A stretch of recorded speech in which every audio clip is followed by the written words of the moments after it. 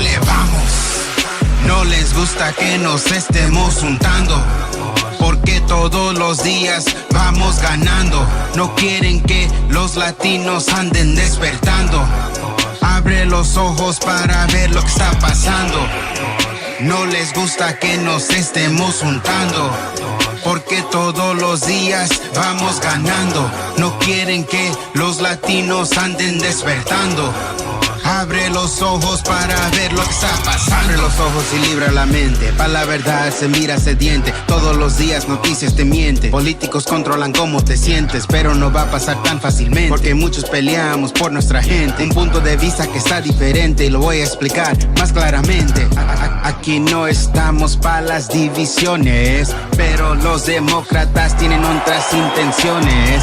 Nuestras ciudades andan en malas condiciones, gastando los impuestos por los 1,000 millones, sin buenas razones en otras naciones. Es tiempo de cambiar todas estas instituciones. Es tiempo de hacer unas decisiones. Ladies and gentlemen, welcome back to this week's episode of Prime Time. This is Latino Free Minds. I am your host, Gio, and my co-host, Christian. We're so excited to be back this week. How you doing, Christian? I don't hear Christian. Christian, you're on mute. Oh no! That's embarrassing. Yeah, that's so embarrassing. No, Gio, I was saying I've been humming a song. Don't bring me no bad vibes. Hold on. Ooh. Hey, look. Let them know, Gio. Come on. All right, ladies and gentlemen. What are you holding on for? Coming straight out of the gritty streets of the Bronx, she started as a fierce underground battle rapper, spitting bars that turned heads and earned respect on the East Coast. Earned respect. She leveled up, moved to LA, and became a powerhouse songwriter and vocalist, penning hits and collaborating with legends like Alicia Keys. Oh my God. On Blended Family, Kanye West, Ty Dolla $ign, Fabulous, more. And even earning a Grammy nod for her work on Back of My Mind. She's dropped her own hitters like Lucky, which blew up with millions of streams. Plus recent tracks like I'm So Lucky, keeping the vibes rolling. This amazing artist blends raw rap grit, soulful R&B, and poetic truth like nobody else. Think Lauryn Hill meets modern boss energy. That's what they say. That's only one person, Gio. I can only think of one person. She has also stood up to women's rights to get the dicks out of women's locker rooms, and even stood up to Fang Fang's lover boy, aka Chinese spy bait, Eric Swalwell. All right. She's a creative force, a truth teller, and right now she's bringing that same fire to the Los Angeles City mayoral election. Give it up for the one and only Tish Hyman. Thank you for that warm introduction. I really appreciate that. Yeah, Gio, did you practice that, man? That was good. Hey, I've been excited. I heard when we got Tish lined up, I've been bumping her music. I have been preparing for this one for a long time. Yeah. Appreciate that, guys. I'm glad to be here with you all. I love the work that you're doing, informing the public and making sure that people understand what's happening. So I was just as excited to be here with you guys. Oh, thank you, Tish. Oh, thank you. No, we're excited. I mean, we had an episode, man, where it was towards the end of the episode and we brought you up, and oh man, we really had a ball. I think some of our own guys were telling us to calm down, but you know, we're major fans. My fiance is a fan. She loves all your work, and yeah, so oh my God, I can't believe it. Oh, thank you so much. I feel the love. You feel me? Yeah. So you are running for Los Angeles City Mayor, and that is a big task Major. to put yourself through. What made you decide to put yourself through that? Well, when I realized that leadership was failing us, when Mm. this happened to me in the restroom or the locker room, on so many occasions, I just kept getting met with it, and I couldn't figure out a way to get to the solution of it. And then I spoke to the senators, and I saw that leadership was just lost its way or something. Because I was like, how is this not a crime? I All was right. really in shock. I was like, this is crazy.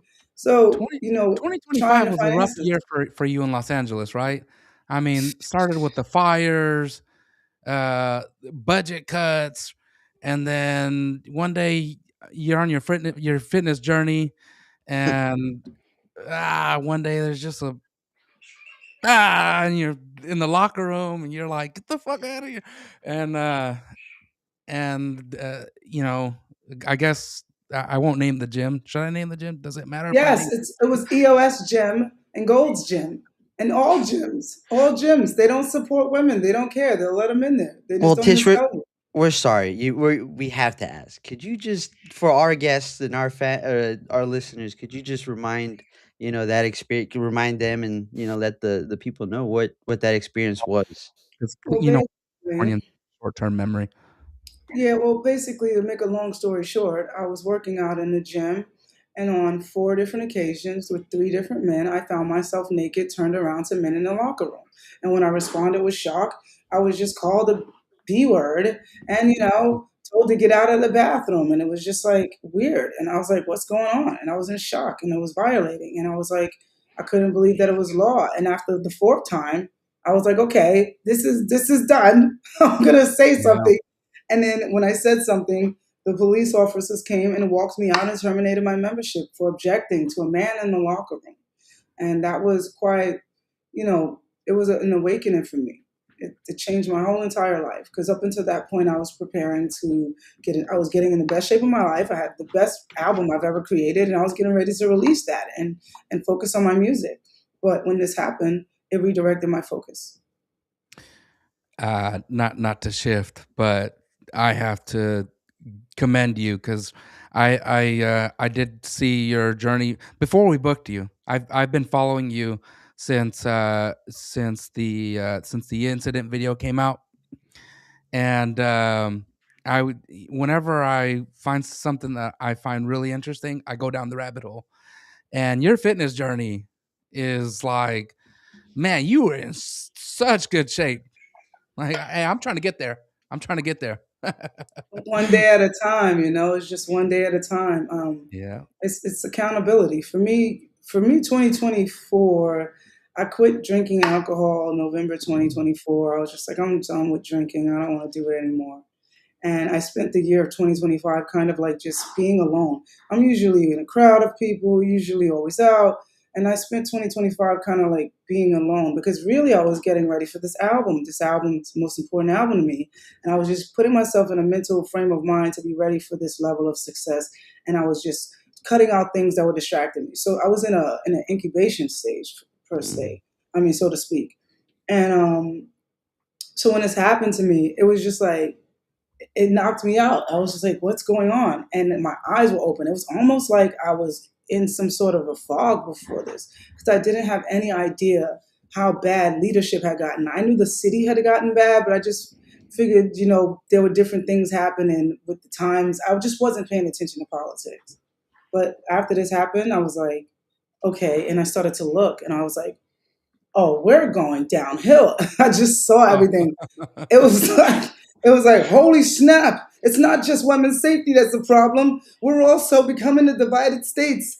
We also have the worst Yeah. leadership that ever existed. What the hell have you been doing? You were working on an album. Did you not see this?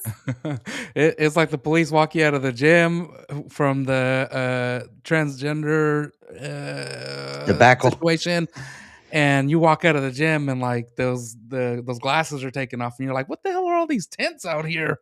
Yeah, why is everybody against me all of a sudden? I'm the victim here. It's like the Yeah. homeless tents I've already saw. So I had an Airbnb business in Hollywood from about 2015 to like 2018, a little bit early 19. And so I started to see the decline in my business in 2018, and then I shut down a lot of my properties that I had there. So I saw the decline, And then when 2019 came, I still was living in Hollywood, dead in the middle. So because I like to stay close to all my units.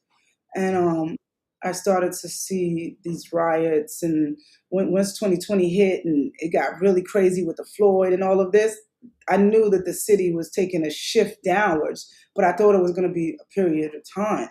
I didn't know it was going to stay that way. I knew that there would be an influx of homelessness because everybody is pretty much, it's not many people that can go 30 days without pay and keep their house and their lights and all that. So I was just like, okay, the amount of homeless is going to increase and the type of homeless is going to increase because they're not drug addicts. They're people who lost everything because the world shut down and they don't have any money, So I understood this, but I also thought the government, there was a time where I trusted the government and I was just like, Oh, preach. it's going to do something, right? It'll get better. And I Right. kept going on my music because that's what I do.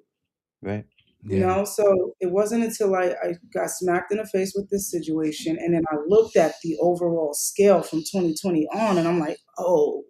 And then the fires, I was like, oh.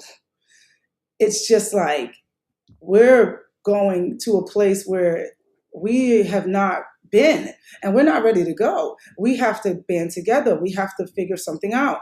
And I was looking for a mayoral candidate to support. I wasn't trying to run. I just was looking for someone. And Right. I knew I was going to run in November. That's why I moved to Los Angeles. I was in Beverly Hills and I couldn't run from there. I had to live in a Los Angeles address. I found out the same night and I moved that night to a new apartment because I have connections and developers and I was like, I need an apartment here and I got it. So point being, I decided I was going to run for mayor in November and I just didn't know when to announce it. I was kind of still just like, but the reason why I decided, because no one was there that cared about women's safety. Mm-hmm. No one was there that looked like they understood me, you. Like there's so many different cultures in LA. Mm-hmm. You have to be able to understand the people. Yes. I've lived in LA for 16 years and I'm from New York. I'm from the Bronx. So I hablo español mucho también. Yo sé cantar, yo sé bailar.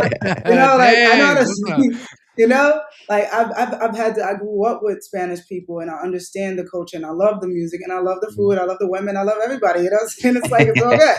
It's all good. I could sing full on Mark Anthony songs from top to bottom. It's like, I enjoy that. And I also, have a lot of Russian friends that are here and Ukrainian friends and Asian and just all these different cultures that are here that you have to kind of understand to really, if you can, to govern it. And I didn't see that.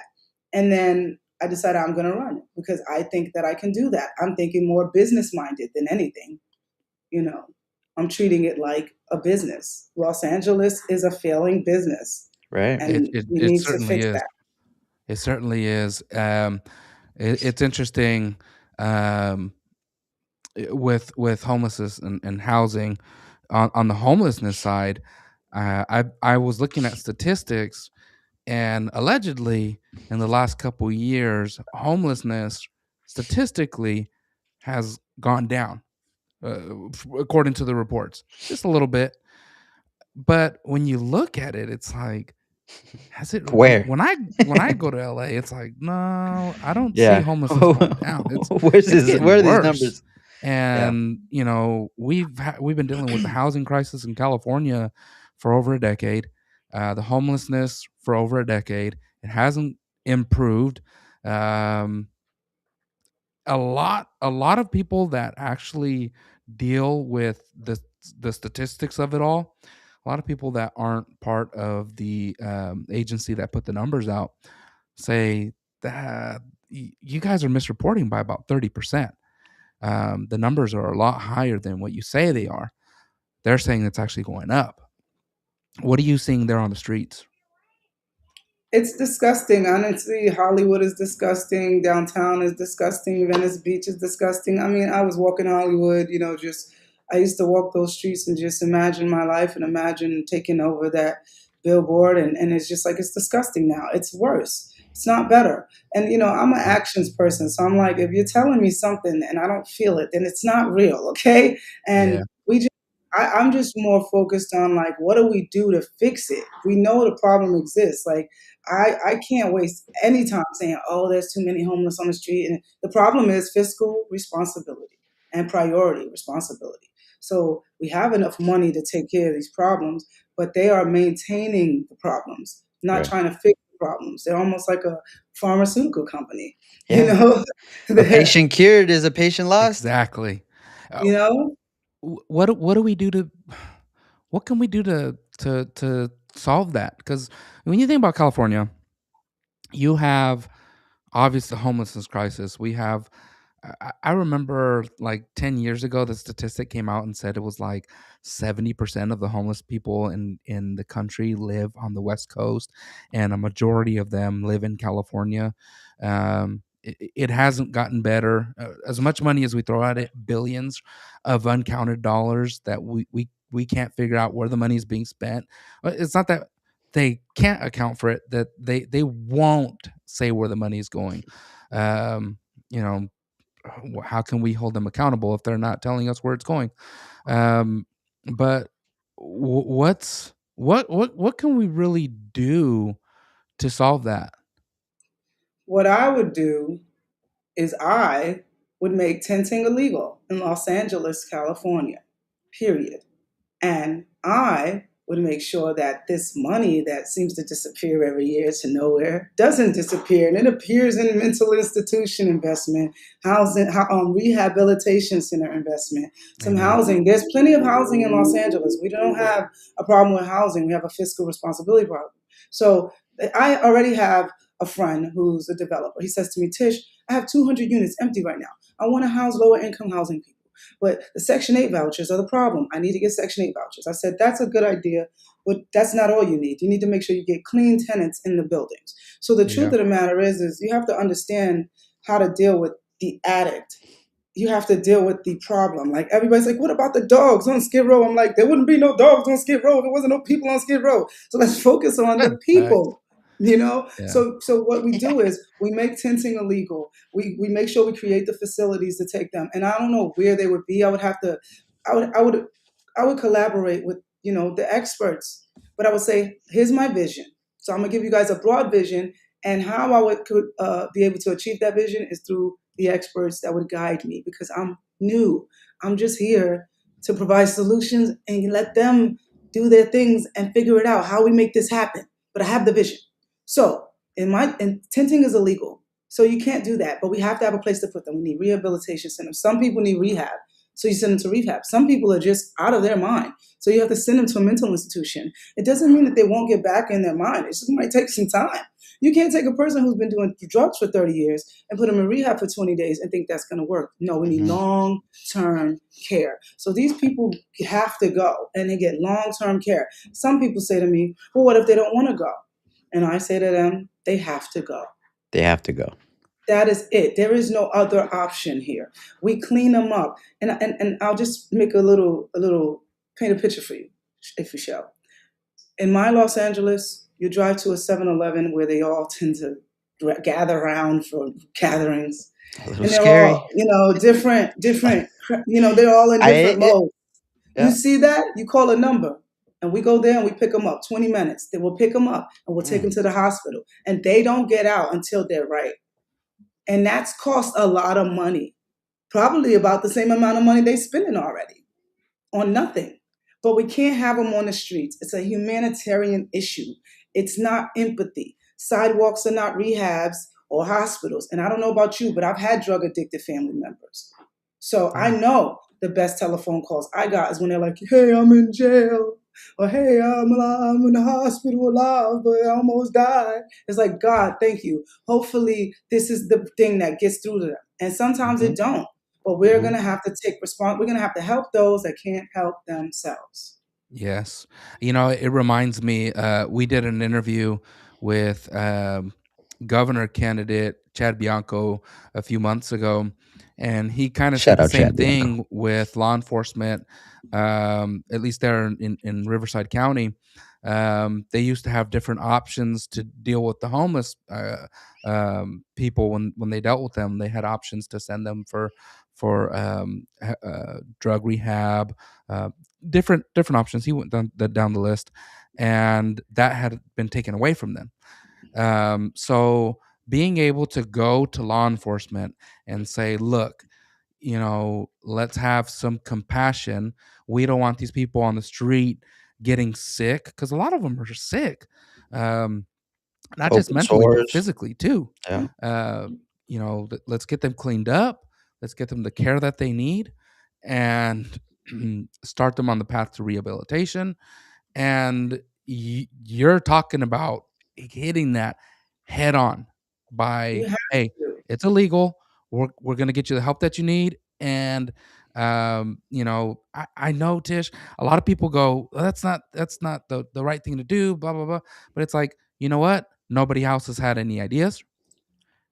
This is a good idea, and we're going to help people instead of you know spending money on needles and tiny homes that never get built. And you know what? Hmm. We have the options. We have the resources to do it now. Let's do it now. I love that. Yeah. We have no choice. Listen, that's what being a leader is. It's making tough decisions. And this is a decision that needs to be made. And, people might get upset. And I'd be like, hey, listen, free smoothie day in LA. Okay, go get yourself a nice free smoothie on the LA and walk around your newly safe neighborhoods. Because you know what? I want Skid Row. I see a vision for Skid Row. We get rid of all of this nastiness that's there and we Yeah. clean it up. We call it something else. We completely rename it. And these people won't be able to go back there because by the time they get out of the rehab centers, they're actually people that are ready to function. And you have to give them tier systems. You can't just throw them in rehab and then throw them back to the streets. No, they need somebody, they need counseling. But we have more than enough money to do that. We're Right. just not doing that. We're giving them crack pipes instead. It makes no Yeah. sense. It's We're in, like, we're incentivizing, and Yeah, until we we're helping stop them die. incentivizing, We're and helping them die is what we're doing. yep, we got to I be tough. We got to be tough on crime. We got to be tough tough. on all of it. It's got to go back to being tough. We need law and order. We need people to understand that if you're not going to be a productive citizen in Los Angeles, you're not going to be in Los Angeles. And I got a 3-strike rule with that rehab thing too. Because sometimes people get out. You put them in rehab, they come out in a year, and they might do good. Sometimes they might go back. If they go back, you put them back in there again to rehab, and then they do another year. They're not getting out quick ever. So it's like you still gonna spend the time. Yeah. So you get out, and then you might mess up again. Third time, you go back to rehab. This is your last strike. If you mess up again, you're going to jail, and then you're gonna do your jail bid, and then you're gonna come out of your jail bid, and you're gonna go to rehab again, and then you're gonna have to do it again. The clock starts all over again. And if that's how you want to live your life, that's better still than the life you were living on the streets. I wasn't ask you about how we can lower the crime rate. I feel like if you take care of the homeless issue and you take them off the streets, that's going to have a huge Yeah. impact on the crime rate right off Yeah. the bat. Amongst them, Um, Gio, I think aside from when that, LA is known for a lot of things. Uh, Crime. I mean, it's not San Francisco and Oakland where people are breaking into cars everywhere, but we're still, I used to live in LA, and I know gang culture and different things. What what are your thoughts on lowering the crime rates aside from cleaning up the homelessness crisis, which I think will exponentially lower the crime rate? Well, I think what I would need to do is kind of work with the communities because I am from the Bronx. I'm from the hood. I understand how hoods operate, but I'm not from the hoods here. And I didn't visit the hoods here because I'm from the hood. And if you're not from the hood, you don't just be going there to visit. Like, hey, guys, Yeah. wanted to check out your surroundings. So, I can't assume I know what's going on in South Central, but I want to. And I want to help the community there. I know the root of usually violence and crime in an area like, I guess you would call a hood. I don't know what the politically correct way to say it is, but I'm from there. Is that's where I'm usually from. is programs and participation and things to keep people learning and put kids in some kind of activities. So if it's young kids that are having a problem in their neighborhood, maybe we invest in the neighborhood a little bit with some after school activities because these things do help. It's not like they don't help. Like when I was growing up and I had access to I don't know, after school programs, it's been years for me, but I would find the experts and be like, can we give these kids something like that? Because they need inspiration. If this is all they can do, then they need a little something, to give them an option to do something else. In regard to criminals, with the gangs, I don't know much about the gangs. I would defer to the police who've been policing the areas, the people who know the most about it, and I would say to them, what can be done? How do you work with this? Because for me, just being an outsider is like, more police? Like, I don't know. So I wouldn't want to just say put more police in there because I don't know how that would affect the neighborhood. I would just say let me meet with the people there, let me meet with some of the leaders, let me find out kind of what the temperature is here because I don't really know, but I would try, and I don't know any other mayors that's gonna go out there and try. I'll tell you that. You know Yeah. what? It's true. Like you know? these school programs, these learning programs, they do work. In fact, I know it from personal experience. When I was in middle school, ran into some trouble a few times, many times, to the point where the sheriff's office there, the sheriff's department there on the campus, they started a like a junior ROTC through the sheriff's program, through the sheriff's department in Sacramento. And they took some of the more troubled kids in the school and um, I want to say required them to be in the program, and that took at least 20 of us off the street for a couple hours after school. That kept us out of trouble. Not only that, it showed us different things. Like they put us through physical training. Um, we uh, we were out there marching after school. They took us down to the courthouse. We got to ride on the county jail bus from the school across town into downtown to go to the courthouse. We got to go in the judges' chambers. We got to go in the what do they call it? The drunk tank. See how nasty it is, and they're like, you keep it up. This is where you're gonna end up. Um, and it shows us a different path. We also got to go in the judges' chambers and see all his library, and he's like, I know you guys are doing some things you probably shouldn't be doing, but clean it up, man. I promise you guys, you work hard, you can end up here. I also grew up rough, and he went through his story, and it was just like it was inspiring, and you don't hear those stories enough. So I love the fact that you bring up, hey, let's bring Yeah. in some programs here for the Yeah. kids because they do work. You We have see it to work. you have to keep these kids busy, you know? Growing up the same. I grew up born in the murder capital of 1994, and all the way into the year 2000, where it was really, real Sorry, I cut you sketch. off there. So my parents kind of always had me, right after school program, then you go to soccer practice, then you get on your bike, you drive across the town, you go to play baseball, you're done by 9 o'clock, you're back home, right? You got to stay busy Yeah. because it keeps you away from all the nonsense, right? Over the weekend I've been seeing terrible videos. I understand, these kids are out there, they're protesting, but they're now we got children in the mix with adults that are protesting, some people that have no business being in the protest. They just want mayhem. So now I've been seeing videos, man, where it's just unfortunate where adults are hitting kids. Oh, That's kids are hitting adults Kids actually are because I hitting seen that, adults. and I thought to myself, "Shoot, I ain't gonna lie." I said, "Listen, I that's hear crazy. you. You keep putting the beats on me, little baby. You gonna Right, chill out? exactly. Now It's imagine you crazy. see You your can't be kid out there." on the street in a scuffle with an adult. I'm mad at the adult. I'm mad at my kid. I don't know what to think. Who even let them out of school? You know? It's just kids are being misguided by just like Misguided. the leadership of the city is bad and the government is bad. The leadership of these children are bad, because if you think Right. about when you were growing up, when I was growing up, there was always some like an older guy or older lady like, you better watch out now, da da da da, da, telling the kids something. And now Yeah. there's no one telling the kids anything. And I and I, Mm-mm. and I started. I'm late on Charlie Kirk. I'm very late. They got I ChatGPT. yeah, exactly. They don't even know, Yeah. but that's what I feel like they liked about Charlie Kirk. Like when I started to see videos of his, which was like recently, because I just wasn't in no politics at all. I was in the music, living my life. Ooh. So I ain't really. I'm sorry, guys. Listen, I got a personality. I hear you. I And don't know if I'll ever be the like, no, I Tish, don't I know. think I think that's what makes you great. You're somebody from outside the box looking in, right? You're an artist, you were doing your own thing. Now your eyes are, for I'm lack of better words, woke. You're awoken and it's a mess out there and it takes you to be, enter another trade, and hopefully you can lead LA, at one Yeah, point. that's what I think those kids liked about him, though. I think those Right. kids felt like they were getting some life lessons and some real treasures to take with them. And I think that they were getting inspired by that. And kids are missing that. A lot of these kids that are out there protesting, they're just like wanting to be out of school, which any one of us would have did. But it's like I wouldn't have done all that craziness, like hitting No. adults. That's crazy. No. We lost respect. That's what I talk Exactly. about this a lot on my page, because people. I voted Kamala. That's one. I'm not proud of it, but I did. Tish. I have regrets. I have regrets. It's all right.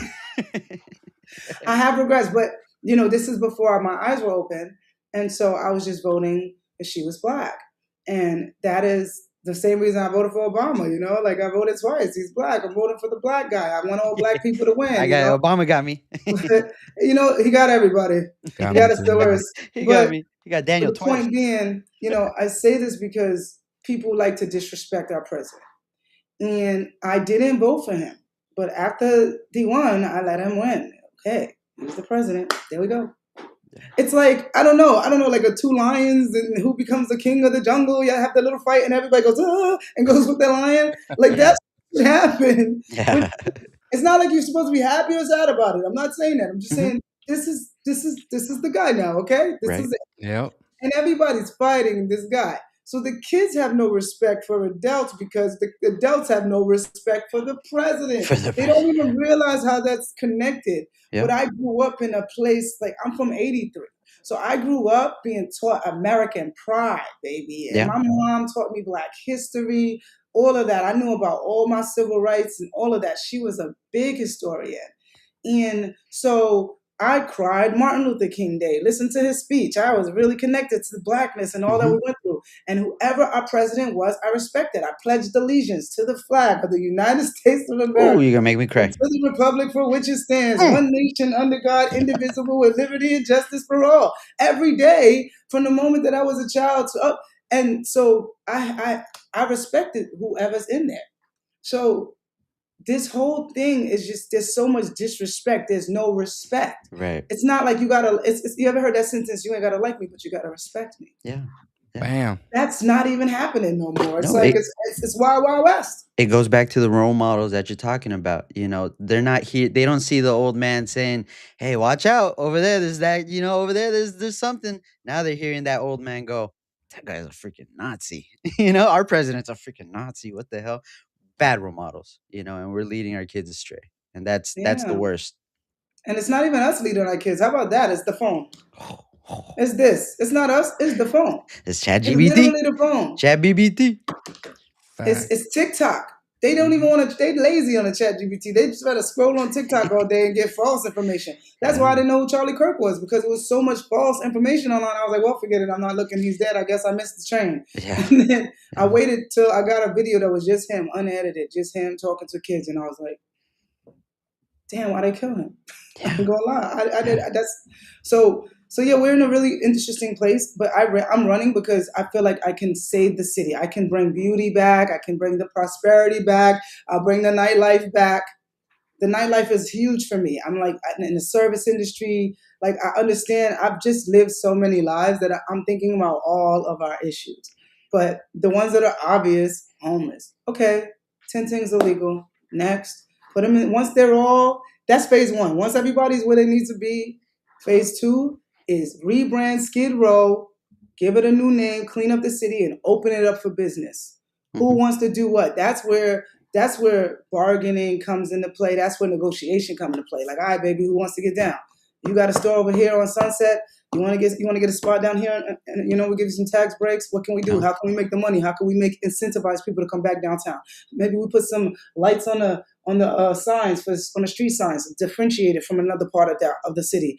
We need to make it shine again. We need to make it beautiful. Hollywood, I want to bring entertainment and hope back to Hollywood, and I have a perfect plan.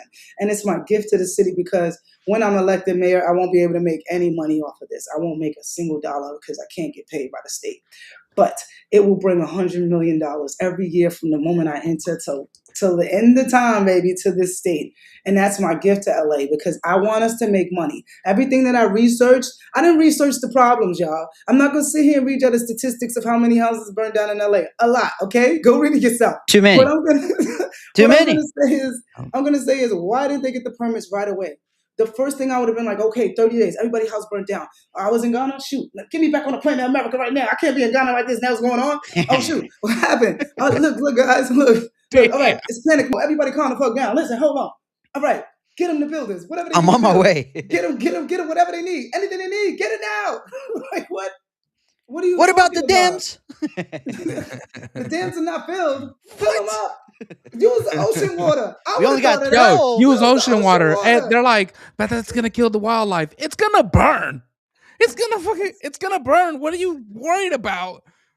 I'm sorry, guys. I know this is not mayoral, guys. I know people gonna be out there like, she's not mayoral. I'm telling you. No. She wants less homelessness. She wants clean streets. She wants the lights on. That's not. Guys, just use your brains, guys. She wants the kids to learn things. Use the ocean water for crying out loud. It's not that hard. But I wasn't there. I was somewhere laying up by the pool in West Hills. Like, what's going on? Huh? Right. Are we gonna get married? It was crazy. What's all this smoke? Yeah. But we gotta change it. Now I'm here to save it. I'm sorry that I ain't been here paying attention, but I'm paying attention now, and I'm gonna do everything I can. But we're gonna bring 100 million to Hollywood, and then once I do that in Hollywood, I'm gonna scale it out. I have a plan to scale it out to Santa Monica. That's 100 million there, and Venice. And you gotta understand, they're like, how are you gonna keep it at capacity? I'm like, this is Los Angeles. Yep. Everyone wants to come here. Make Hollywood great again. I don't care what they say. There's no freaking city with better weather. I know I look like I'm in the winter, but it's because I was outside and I just came in and I like the way this looks and I want to rock my pen. But anyway, the point is, we're going to make it beautiful again. We're going to make it beautiful again. We're the best city. So, okay, 100 million a year, easy. At half capacity, 50 million each location. And then I'm going to scale it out to other states because we're still the leaders of this thing that I'm starting. And it's going to be streamed from other states and we'll still get 25% of that money, 50% of that money coming here. I'm just trying to figure out ways to bring the money back. I do like money. Once the money comes back, the money, that's what we need. It's like, what are we talking about? I love how you want to get out in front. We used to be the leaders of things here in California. This is where things start, right? And not just like social, like right now, the one of your competitors is the Socialist Party candidate, and like we're not about that here on this show. No, we don't want no Mamdanis. we don't want to spread that out to the rest of the country. We want to win some things here. We want to clean some things up. I love that. I you know what, Tish? And all the listeners out there, I had a list of everything I wanted to cover, and Tish doesn't miss. I don't even need to I don't need to say what are we going to do about budget? Well, she's talking about already bringing money back. Yeah. I'm talking. I have. What about infrastructure? She's talking about turning the lights on and cleaning it up. I don't even need to ask. She's already telling you what she wants to do. It's not that hard. You clean up the city. You bring the nightlife back. All right, I'll tell you one thing that I'm going to do that anyone can say it fine. It's still me. I said it first. I want the clubs to close at 4 a.m., okay? I'm done with this 2 a.m. stuff. It's crap. But I get why they do that. It's because they don't want everybody driving drunk, and neither do I. Homeless. It's called use your brain. Make a little safeguards. Think about it. I used to party. I know what it's like to be outside. Here's my plan. So 2 a.m. right now, it's over. 2 a.m., you're done. You got to go home. But not with Tish's mayor. With Tish's mayor, 2 a.m., the liquor stops. That's all. But the party's still going on. Boom, boom. Maybe 2:20. I'll push it as far in after 2 as I can, but we got to keep it close because we need at least an hour of people not being able to drink alcohol. Yeah, so maybe 2:20. And now I tell every club, listen, you got to... Only slow songs after 2. No, whatever you want to play, I don't care. Just like the restaurants, you got to give filtered water out to the crowd, throughout the crowd. Just make sure that water is coming through. Sober them up. Give them hydration. Now that's making sure that they're getting a little level, but you still need food. When you're drinking, you need a combination of of food and water. Snack. So now what they do, they come outside to those 2 food trucks that's got a business agreement with the club. Right. They show up every night at 12 o'clock midnight and they don't leave till the crowd leave. So now you got little tables outside the nightclub or down the block, whatever. Now people eating after they had some water and they getting whatever little refreshments they want to get, and they're having another party outside. And guess what time is it? 5, 6. The sun's coming up. It's easy to drive home when the lights on. You know what? When you're mayor, Tish, you could take this idea. We have bike lanes in LA. Nobody's riding their bike at 2, 3 in the morning. That's the Uber line, like LAX. The Ubers are just out there waiting to take home hey, I want to go home at 4 in the morning. I'm not mad at that. And that's business for Uber. Like, you see what I'm saying here? You see what's happening here? You're gonna mess up a couple, baby. You're gonna mess up a couple circadian rhythms, but business will be booming. I see. Everybody will be happy again. Everybody will be happy again because everybody property value goes up. Everybody business start doing better. And with the business that I'm creating, that's gonna bring 100 million wherever I place it in Hollywood. We're gonna start first. All the surrounding businesses benefit from that business. There's tourism coming into that place. That means everything thrives. You want to get on down to lowering rents? You want me to tell you how I'm going to do that? It's very easy. Let me explain. Lowering rents. I like that. I like low rent. So I've rented apartments all over LA. So I understand when an apartment is worth something or not. Most people that move to LA in the music industry, they come to me first, and I tell them where to move because I've already figured out the scam here. Go to they Tish. Scam you. You get the record deal. You go get the penthouse. You live there for a year. You're broke. Like, no, don't get the penthouse, bro. You don't need it. So anyway, I'm thinking this. I'll sit with the developers. I'll say, listen, this is my plan for the city. The city is about to be booming again. Everybody's going to make money again. Boom. But I'm going to need you guys to lower the rents. We're going to lower every rent, but I don't know. What can we do? What's the lowest you can go? I need lower than that. What's the lowest you can go? I still need lower than that. Come on. You can't go lower, Tish. Do better. Yes, you can. Yes, you can. Because I got something for you. All right, how about this? I'll give you tax breaks and I'll give you more building permits. And you can build. And now instead of growing, you might not grow this way immediately, but you grow this way. And ultimately, you'll grow this way. Mm-hmm. We're in business, baby. Don't you like that? We good? All right, great. Turn on the music. The art of the deal, Tish. It's a simple thing. They make it so complicated with all the word salads. They got real culinary skills here, you know? Mm-hmm. I'm not a cook. I like to eat out. So, I'm not looking to make a word salad here. I'm just saying this is the ultimate goal. But I'm going to talk. People in place, and they do it. It's that simple. It's like, okay, how do you know you can do it? I don't know. You just make money. And if you're making money, then you can do anything. Right now, every government official makes money off of people. I want to let you in on a secret. These politicians, they don't know business. They don't. So when you talk about these numbers, they go, it's impossible. It's funny. They told Donald Trump it's impossible. And he came in and did it. He just did it. You know why? Because he understood business. Tish understands business. She gets the money. You can't hate from outside the club at 4 a.m. This is not new. This has been done before on a national level.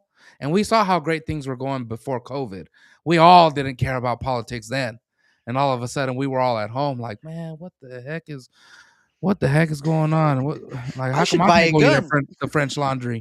I did buy a gun. I should buy a couple guns. I bought one soon as it started happening. I was like, oh, hell no. Because soon as it started getting crazy, that's when men want to come barging in girls' houses. You ain't going to come up in here. I had a shotgun like, hey, yo. Women's spaces talk about my home. Yeah.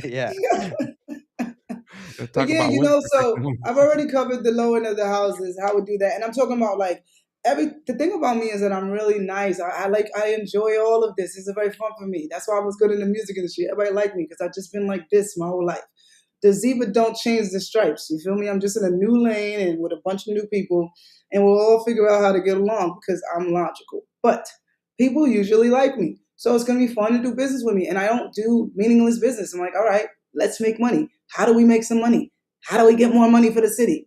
And none of this is going to come to me. It's always going to be my gift to the city.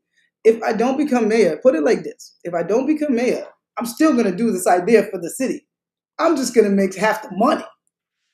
Yeah. I can't lose. I'd rather give it to the city, though. That's how much I love this city, is that I could drop out now and just wait for whoever wins and take a meeting with Karen and be like, Karen, I'll give you an idea that'll get you right back on the money. I'll give you an idea right now. You be mayor tomorrow, girl, with me. I'll just tell you what to do. And she's bad. Yeah. And I can go on and live my life, but that's not what I want. I want to make sure that I think the Bronx is going to want you back. They're going to want you to fix stuff over there. The Bronx. They done lost me. They should have never let that happen. I've been paying close attention to a lot of the candidates, and a lot, obviously everybody's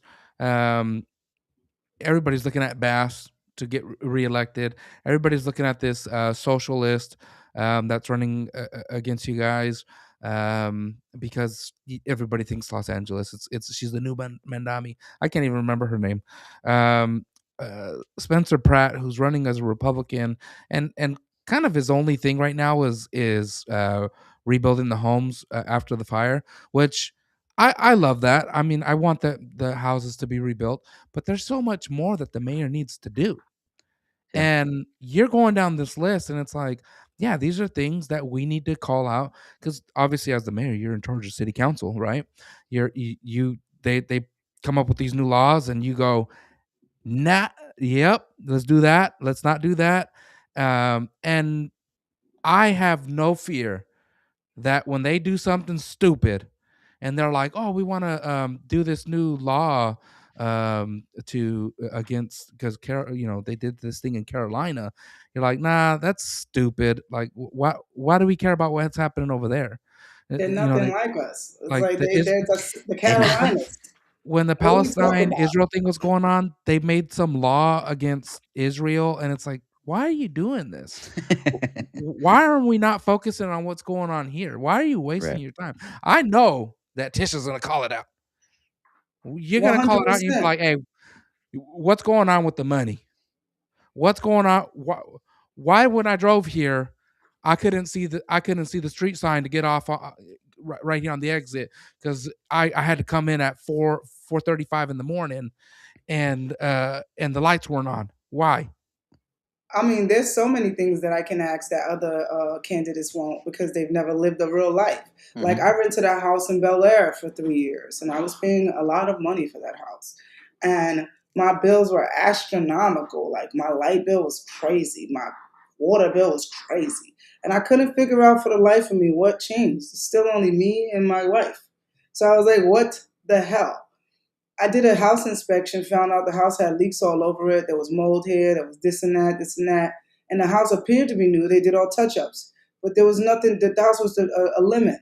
And they ripped me off. I put 35 grand up front for that down payment. Oops, I don't like saying numbers. Let me do this again. Edit, edit. Oh, is this live? I'm No, they like, is heard this you. live? They heard Like I you. said, is this edit, edit, edit? She's wilding. I thought it was recording. Whenever I'm doing a recording and I do something wrong, I go edit, edit. Please don't put that in there. Oh well, you guys heard it. All right, I put a lot of money up for that deposit. All right, and I didn't get it in the back. neighborhood. And yeah, and it wasn't shot. It was shot in Brentwood. I found out that wasn't even shot in Bel Air. What a liar! But anyway, the point is that they ripped me off. I winded up when I brought it up. They didn't want to fix anything. I did all kinds of inspections. I spent so much money on inspections, like it was my house, because I wanted to show them this is what's wrong with the house. You need to fix this so I can be paying for what I could get what I'm paying for. Don't you know? They asked me to move out, and I had to fight another bunch of lawyer fees later, no win.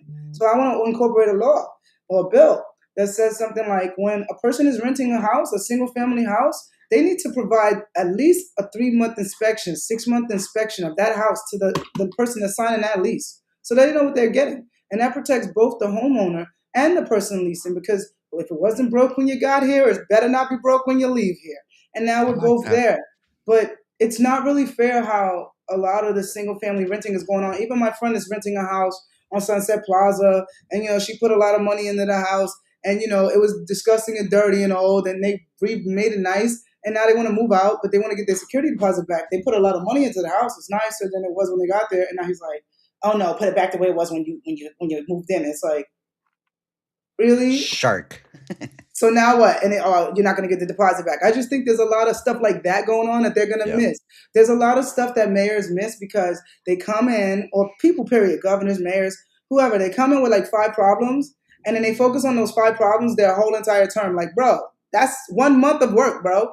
Get those problems sorted. Move on to the next group of problems. There's so many problems. So when a person tells me, what's your 5 stances? I'm like, well, these are my first 5. But there's a lot to be done. Like, what are we talking about? It's just like, I don't know. I don't know what to think is going to happen with this race, but I'm racing and I'm going as hard as I can. I'm going to do some meet and greets over the next couple of weeks to get people to come sign my petitions. I don't have the DSA's money or a lot of money behind me. I just have the power of the people. And that's why I'm doing these platforms and letting people know what I stand for. It's going to be up to I think honestly, the stars to save Hollywood. I'm trying to get in touch with some very influential A-list celebrities here because I'm 1 degree of separation from most of them. And I'm going to talk to them and say, "Are you tired of this evil crap that's going on? Are you ready to like try to save the state? Because if we don't save the city, we're just I don't. Where are we going to move to? Texas? Because I don't want to." I don't want to. You know, I you know what? don't. I You don't. know what I I keep don't thinking want. about? I keep I thinking like about these Hollywood LA. actors.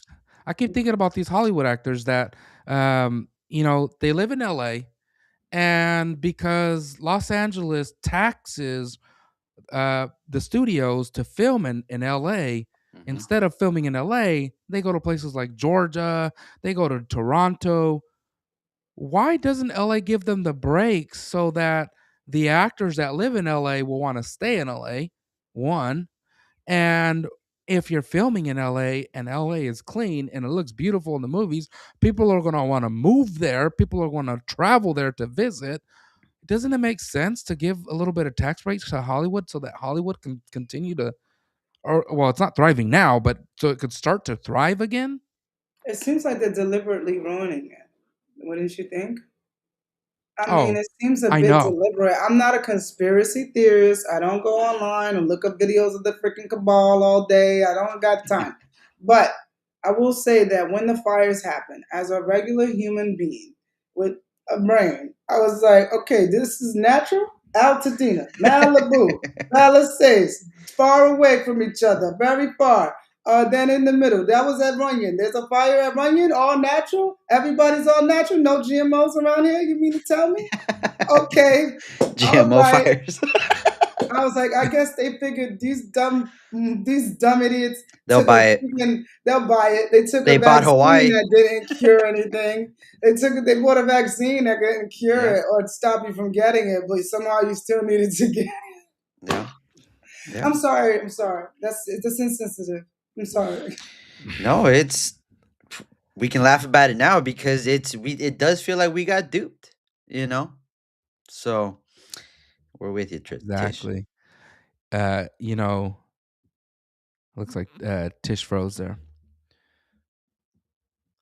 No. Give her a second to come back on.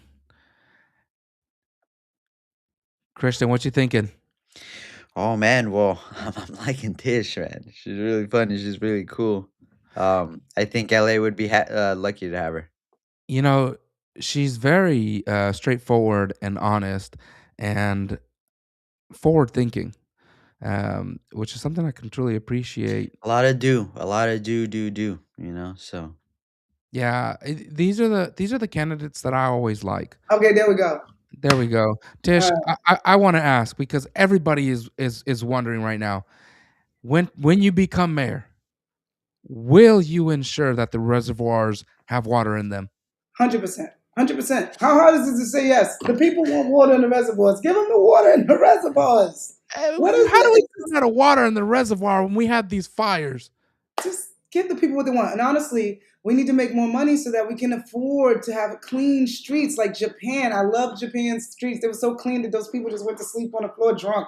They weren't even homeless. They were just sleeping on the floor because the floors are so clean. I love that. I would love to have you're a looking street out like for the that. clovers again. Exactly. Listen, listen. You might Up need a in- Listen, sidewalk. LA deserves a mayor that knows how to get lit. Back in the day, I Yeah. used to get lit. I'm not getting lit no more, y'all. I'm in the gym. I got a six pack. I'm working on that. But listen, you young folks, I got you. I'm not gonna let the city be dead like this. This is annoying. I've been dealing with it since I was in my 20s and I came here. I'm like, what's up? What you mean 2 a.m.? What you mean? So we're gonna work on that. Anything that I can do to make this city better, I'm gonna do. But the root causes of the issues is just that we need to make some money. We need to organize and get these homeless people in line. And if they ain't gonna get in line, they're gonna do the time. We're not playing around. We need to revitalize our nightlife. We need to lower our rents, but balance it out so that people are not losing money. We need to lower taxes. That's what I'd like to do. I would like to be the first person to actually just lower the taxes. I like that. And just lower it. Like, why not? We made $300 million last year. Why can't we give them a stimulus? Why can't we do something for the people? We need more stuff like that. I would love for the mayor of the largest city of California to come out on TV and call out the governor and say, "Hey, governor, What can you do about lowering these gas taxes? Because my citizens are going through it right now. We need to lower gas prices. How is it that you can go into Arizona, you can go into Nevada, you can go into Oregon, you can go into any state of the 48 contiguous states and pay less money than here in California? What's going on? It's most expensive here in Los Angeles. Fix it. He's biting off his nose to spite his face. That's all it is. They got TDS. I didn't even know it was a real thing, yo. When Trump said it at first, I was like, yo, this guy's funny. This Because guy, I this guy's got didn't vote jokes. for Trump. I didn't vote for Trump, but I always thought he's funny. I was like, look at this guy. He says he made up a term, TDS. Yeah. Trump derangement syndrome. That doesn't exist. Because I voted for Kamala, so I was like, he's just full of himself. I don't have that. And I didn't have it. I was like, Right. whatever. But then I seen people who have it. And I was like, hold on. Well, you're gonna have to get a hold of the doctors over there and have them get the TDS pills ready for the Tish derangement syndrome that's about to come to LA. Oh, the city council is gonna have some serious TDS. No, guys. Oh, the city council is gonna have a big. I went to the neighborhood council, one of the meetings for one of the districts. I was there, and I saw they be disrespecting the neighborhood council. They be treating them like they don't matter. They treat them like like they didn't give their whole use to support the community and be the backbone of the community. And they treat them like that. I was in one meeting and I got the gist. And they cut their budgets in half.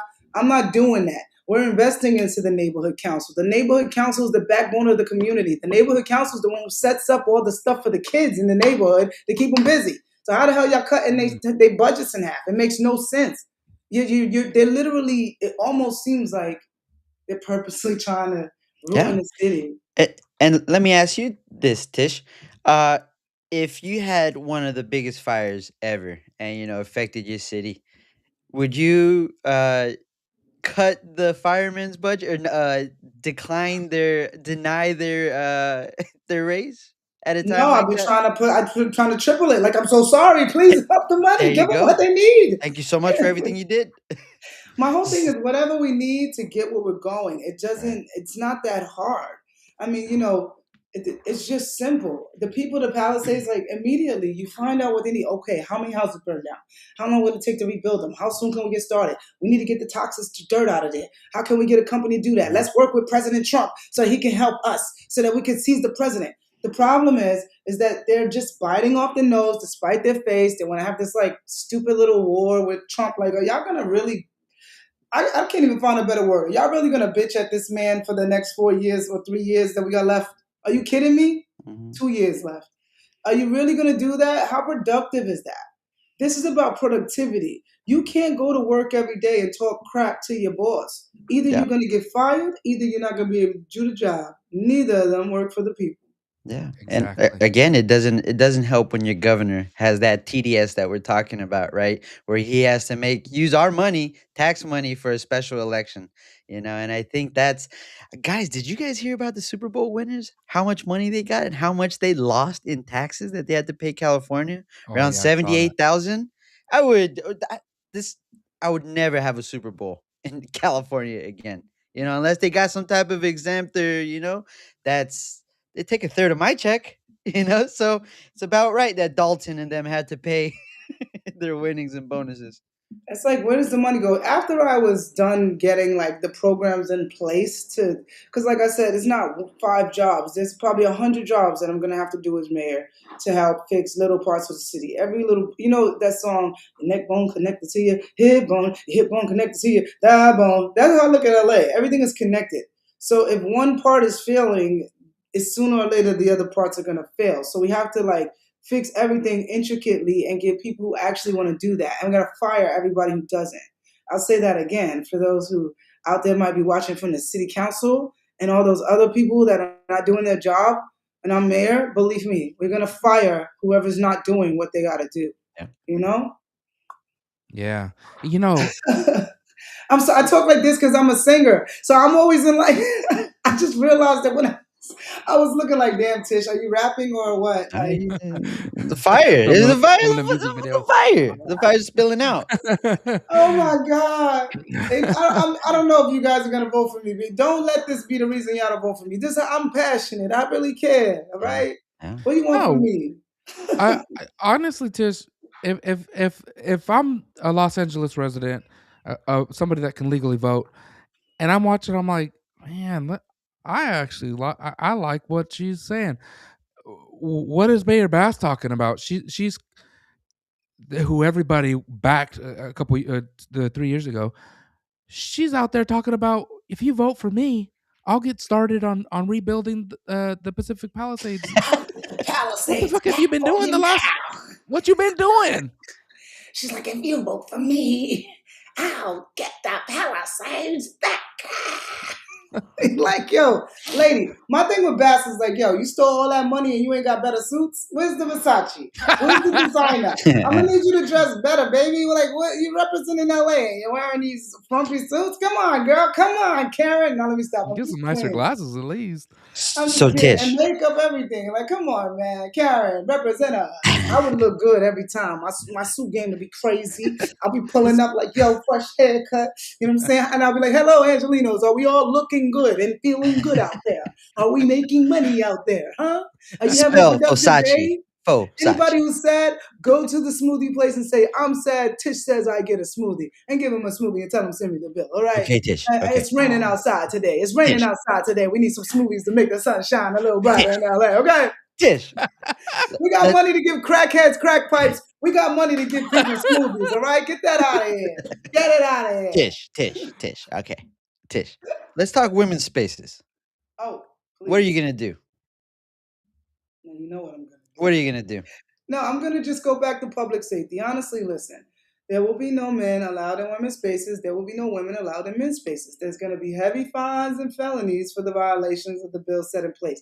I can't change laws, really. I can only advocate. But as you can see, I'm a very strong-minded woman and I'm a good negotiator. So whoever the governor is going to be, hopefully it's not Swalwell, because then I'll have to fucking be like, are you going to be a bitch now? Are you going to be a bitch now? I know we had that thing. You won, all right? I got to work with you. Let's figure it out. Come on, give me a come on, Swally. Come on back, Swally. Yeah. But I really don't want to have to work with these guys because I don't believe in them. But I got to let whoever wins win. But I would work with the governor. I would say, listen, if you don't fucking give me my goddamn laws, give me the fucking laws. I don't know. I'll do whatever I have to do because you know what it's going to be? I'm going to bring this money to LA. That's my leverage. That's my leverage to get people to do what I want. Hey, governor. Get these fucking cocks out of my largest city in California. This is these next few years, when you are the mayor, are going to be the most consequential years for the future of Los Angeles. You have, if you get in there, Tish, and you do the things that you say you're going to do, not only do you have the plans that you have, but you also have the leverage of the Olympics in 2028. So there's going to be, Big Dog in the White House is going to want to show off. So you're going to have that money coming in. Listen, me and Trump going to be just fine because let me tell you something. I follow the laws. I follow the Constitution. That's the president. Let's do business, baby. I'm from New York anyway. You feel me? We some cut and dry people. I don't got time. I don't got no beef with the guy. We never had a problem. By then, the clubs are closing at 4. You know what I'm saying? By then, the city's rocking. Everybody's like, man, Tish is the best mayor we ever had. I'm like, and the funniest. Don't forget the funniest. Hey, you know what? Trump? Why don't you get your kids to build another hotel in downtown? Have them build one in Hollywood. Maybe put one in Tarzana. You talking Trump Hotel on Skid Row? Maybe not Tarzana. Maybe we could put a Trump resort in Tarzana. We need resorts. We don't got enough resorts. I go to Italy to go to resort. I got to go to France for the resort. Why I can't go to Malibu for the resort? Why I can't go to why we don't got a little Beloved in Malibu? Beloved is a wonderful chain of inclusive, wonderful hotels that they have in Mexico. Very nice. California is beautiful. Yeah. We should have it. Yeah. California is gorgeous. Now that everything's burnt down, there's visions. There's lots that can be done in Malibu now that everything's burnt down. See, Malibu, they like things a certain way over there. They don't want a lot of people. They don't want traffic on the PCH. It's like, all right, Malibu, I want to be involved in making some money because I'm never going to force rich people to do nothing. There's one thing rich people don't like is when you force them to do shit. So Malibu and Palisades, I'll be more easy about what my plans are. I'll be like, hey guys, we could do this here if you wanted to. And they're like, no, we want it to ourselves. Keep it to yourselves. Don't be expecting a lot of this money when we want 15-minute cities. Y'all don't want to come. Y'all don't want to cooperate. Y'all can't, cooperate. That's No, it. It is what it is. I the could see club it. closes at 12 for you. I could see it in a. I could see it in a couple years. Tish is mayor, and it's like, man, there's the homeless crisis is solved in Los Angeles. And you look at Santa Monica, and there's tents everywhere. And you look at Malibu, and there's tents No, we're not everywhere. gonna have it. We're not gonna have And it. Tish is like, hey, y'all see the model right here in LA proper, right here where I'm in charge. You see the game plan. No, I'm gonna Copy get it. them all together. I'm gonna get them all together from the beginning. Oh, That's you're gonna get all the mayors together. Off the bat, as soon as I'm in office, I'm like, we need a meeting. Everybody come through. We're gonna have dinner. We're gonna have parties. What you like to eat? What you like to drink? We're gonna get it there. We're gonna sit down. Listeners, we got to come together. Listeners, all do the not little say. all the little baby mayors, Let's go. There are no baby mayors. There's special mayors. There's special mayors of Beverly Hills, special mayors of Santa Monica, special people. Hey, everybody's special. Get your asses over here and let's fucking make this happen. Because it can't happen here if it don't happen there. Santa Monica, all of us. Malibu, get out here. Get out here. And don't say tent around me. We got to make some plans. And you haven't been doing well enough. So let me give you the game plan. Here's what we're going to do. We can execute it all together. One big game plan. Swoosh. And clean our city up. It won't even take a year. It's like it just is what it is. We gotta do what it takes. Hey Tish, you remind me a lot of Trump. Yeah, a lot of Trump. You know what? When you have that party, you're gonna have those TDS pills on hand. They're gonna be so. Honestly, everybody's gonna like me because honestly, the difference between me and Trump is, Trump really don't give a fuck about. He's too rich. I'm not as rich as Trump, okay? I'm not as rich as Trump. I don't got fuck you money like Trump. I just got like big balls. I got a lot of attitude. I'm like, yeah, I'll go for it. But I'm still nice. I'm like, well, this person, a very successful guy here. I respect what he did. Yo, fucking damn Trump, nigga. Well, I ain't do nothing. No, that's between you. Listen, I'm still like in a level where I just want everybody to get along. And Trump is just like, I'm doing this or not. And I'm like that, but I'm gonna start off with trying to get along. Because lady of the people. The proof is in the pudding, isn't it, Tish? Because when you saw something you didn't like in the locker room, you called it out. Immediately. When you went out there, I saw you in this video. I would have gone like this. I can't remember where you were back east, but there was the congressman with the new LGBTQ flag on his shirt, and you were like, "Hey, hold on, hey, we ain't about that." You're calling them out. Marky. Yeah. Because I'm mad. Like a lot of people see me out there and they're like, oh, she's yelling, she's rude, she's ghetto. And it's like, no, I'm not ghetto. I'm from the hood. Believe me, I have it in me. But two different things, believe it or not, two different things. I'm not ghetto. I'm aware. I have been through enough and I know that doesn't, what got you here won't get you there. So it is what it is. But when I'm outside and I'm at these protests or these rallies, from my position, I'm here and I'm seeing little girls from the ages, I don't know, 18 to like 20. And some even, 18 to like 16, 13, 12, that they're young. And even some of the girls that are in their 20s, I'm looking at them like little, because I'm 42.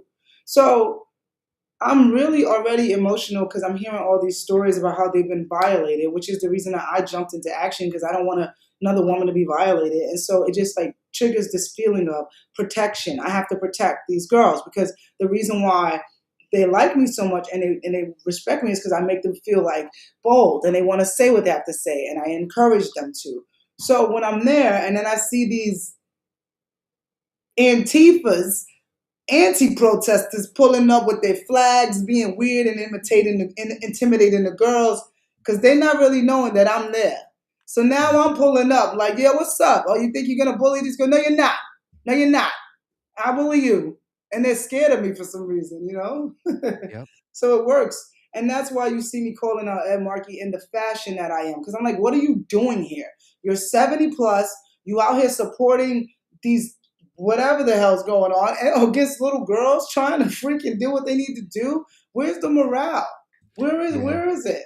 Where are your morals? I have a daughter. I am a father to a young girl, and I see these situations like the Olympics where these women had to fight against the alleged. I don't want to get sued.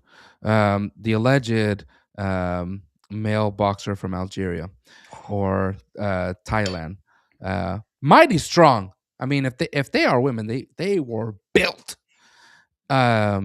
Well, dude, But Gio, I felt bad for the lady that was like, I've never felt that before. I've never You been know, hit that hard. I've never been hit that. It's like, Yeah, I feel for them, and then you see it here in California too, like these girls that play volleyball, and suddenly they have to go up against a competitor that has a boy on their team. yeah. Uh, San Jose State. San Jose State. There's down there in, I think it's in Riverside County, and I play volleyball. I didn't grow up playing volleyball. But I see how women hit and men hit way harder. So the fact that these girls have to put up with that sort of competition, I mean, when you look at true competitors, high school, college, the upper levels, these girls have worked their whole lives from young ages, and they have to go against these boys that probably aren't so good against the boys, but when you put them against the girls, you have the height advantage, the strength advantage, eh, different advantages. It's just biological. I'm not saying that women are. I'm not trying to make women seem uh, They're less weaker. We're than. weaker, bro. We're weaker. Like, let's just be for real. Like, what are we Yeah, doing? Why are we lying? Men are stronger than women. I'm a strong chick, yeah, but I can't right. fight not I, one of you. I'm not. I just don't want to make it seem like women are less than, because They are I'm less much more stronger than entertained. men. I'm much more entertained by some of the women's sports than the men's sports. Well, that's Uh, the difference, baby. And you're editing yourself because you're brainwashed. Men are stronger than women. That's a fact. That Damn, is no, it. Gio. That Say is it. it. There is Say no. no it. Hey, way men are this stronger than women. It's just the way God made it. It's the way it it is. It is.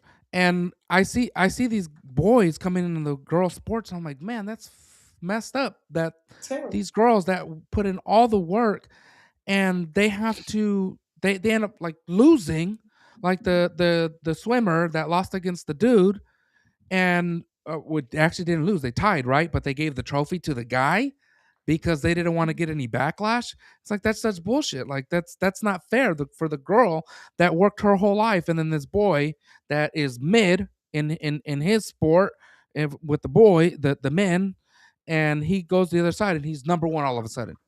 Like We got to what bring kind of back shit is that? shame.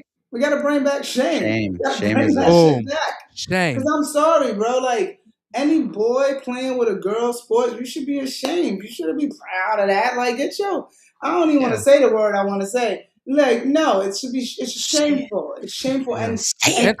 and I can't because I'm Don't trying say so it. Don't say hard. it. No, My not whole, here. and the my Not whole here. team is like, Tish, you We got to want. get more mayoral, Tish. We You gotta got to get you past try. the finish line, They're Tish. like, Tish, you gotta call them females. I'm like, I'm not calling them females. We're women. What the hell is it? You gotta just try Tish because I'm like, I don't care. Pregnant people. Like, I'm not lying. I'm not lying for pregnant the people, sake of uh, anything. Pregnant people. Pregnant people. birthing. Yeah, Birthing It's like, people. no, we're not doing that. I'm not doing it. But it's wrong. it's And like the tag you got. There's you saw the XX and there's video. XY, and they don't belong in the same sports. Come on, baby. You saw the video of the girl that I just posted. She was wrestling. And the guy, as soon as he got on the mat, he just started fingering her. What the what? Yes. You literally, it's on my page. It got 500,000 views overnight. Like, literally, just like she's a wrestler. So she thinks she's wrestling a girl. She's not. It's a guy she's wrestling. And as soon as he gets on the mat, he just like, and he's got his hand like right on her vagina, like just grabbing her for like seconds. She just let him pin her because and you can see in her face that she's horrified and like confused, like she's being assaulted. And Yeah. the school never told her that that was a trans nothing. She didn't know till she was on the mat. And we watched her get sexually assaulted. It just Yeah. came. Brandy Cruz posted it, and I said, Brandy, tag me because I'll collab with me because I wanted more people to see it. And that's insane. It's terrible. Yeah, and I think we've seen a couple advocates, and I'm wondering if anybody's reached out because I have seen. I think it was Serena Williams where they ask her, like, they compare her to Roger Federer, or they ask her, they compare her to somebody else, and she goes, "That's no, that might as well be a completely entirely different sport." Men's tennis and women's tennis. Well, they and played the worst tennis player. They played the worst male, and he beat both of them back to back. yeah, I It's think just like, how we even get here? I've seen that with the women's national soccer team. I think they played a U13, and got wrecked. But I get what you're saying, Gio. There are some outliers, right? Like we talk UFC, Amanda Nunez. She's gonna beat me up every day, but for the most part, men are stronger than If women. you were Oh, training in that sport that she's training I at, hope so, you Tish. I would hope you whoop her believe in me ass. like that, Tish. You would whoop her I'll choke, ass I'll without choke a you chance. out, She Amanda wouldn't don't have Nunez. a don't chance. don't Amanda get me Wouldn't. Nunez. wrong. I'm calling I you out. I'm gonna I know choke that you men out. are stronger than women. I'm just saying that Right. there are sports that the women sports are a lot more entertaining than the men's. But if they Of don't do it in course, chess, if 100%. men don't play women in chess, dude, why contact? Why Let's put just them be in a for real here. contact Why don't we They just don't make play each trans other in chess, sports? huh? Trans This is sports would be bullshit. so entertaining. If we had trans sports, it would be the funniest thing you ever seen. Like I, put trans sports. hey, That's it. you can make it poppin' after Nah, hell 4 nah. a.m. After Tish, 4 a.m. look. transports. I've talked about this After 4 before. a.m. I'm After not 4 for a.m. transports. transports, good idea. To me, you know what? If I don't care Let them do it. if you got the Let them long do it. nails, long hair, go play with the men. No, trans sports. Like they put the trannies against the trans and let them trans together. Yeah, they already have their sport though. They can play with the men. Special Olympics or something like that. Or they are. But what if it was like, yeah, that is true. It don't make sense. It's just meant exactly. You see, Yeah, I got yeah. brainwashed for a No, second. you It's so XX or easy. XY. We're trying to find a way. We're trying to be We're inclusive. trying to find a way. We Yeah. can't find a way. No, There is no way. no, it's your XX or your XY. Hey, get good. Go play against LeBron. Like You see how we got get good. back Go play in here. the NFL. Yeah. We always wind up right back here, Yeah. and that's the thing, you know. So, I think a lot. If we can get to the finish line of this, the light is shining bright. I'm telling you right now. I can see I'm it. not playing games. It's common sense. 2027, Tish. How's business? Boom. Business is booming. Business is booming. We got 3 events happening right now on each part of the city. There's an event in Venice, there's an event in Santa Monica, and there's an event in Hollywood going on right now. Money's being made as I speak, baby. Not a tent in the city. Walmart doesn't even Not a sell tent tents in the anymore. city. Actually, Colorado adopted our business model over here. Yeah, we got some things going on in there. We got some activations in Colorado. Money back to the city. 100 million first year. Boom. You heard it here first. Boom, boom, easy. And I swear that I think I'm underestimating it because I think my first price point, I was just being conservative and it was still 100 million. I was like, oh my God, can I just go up Yeah, you gotta dream big. You gotta reach for the stars, Tish. Nobody I was like, wants I to should go consider. up a little more. And Yeah. I just went up a little more and it was still crazy. I was like, oh my God, LA gonna love me. Y'all, I'm gonna do it for y'all. And like I said, it doesn't matter. I'm gonna win either way. If I win the mayor, I get to do it for y'all, give it to the city, I don't make shit. If I don't win mayor, whoever wins, I'm gonna sell it to them and I'm gonna make 50%. Either way, the You know business what? is booming. If LA doesn't wake up, we need to make sure that Donald Trump gets a hold of Tish to make sure that LA is ready for the Olympics. Because if Tish can do that, for LA, that's like the next race you're in. Well, if she doesn't do it for LA, dude, we all gotta freaking move to Texas, dude. I don't want to move to y'all. Texas. I thought about it too. I was like, Florida, maybe Florida. I think Florida. No, we're too cool. We're like, LA's its own I thing. love That's what people don't California. understand. Like the people don't understand that we're like self-centered and we love Yeah. that. We're not ashamed of that. We're like, yes, we're gonna get our smoothie. Yes, we're gonna get our facial. Yes, we're gonna go. It's a California thing. You don't have It's a it. California thing. You're Tish, hating from outside the everybody club. knows that we got everything here. We got everything we need. Everything's beautiful. Ocean, winter, but snow. we got some people that are in charge that mess it Tents. up for everybody. Yeah, they don't want to see us shine, yo. They don't want to see us thrive. That's why we got to be careful, guys. We got to be careful with the foreigners and the naturalized citizens, okay? Naturalized, that's an interesting word. If you were buying a fruit and it was like made in America, and you were like, okay, great. Or instead of made in the naturalized America, you might think twice. All I'm saying is let's just be careful here. I'll take a USA mango. Did you see the report? Intentions are. Did you see the report that China is paying women to come and have babies here in the United States so that the children get their naturalized citizenship. They're born Oh, here.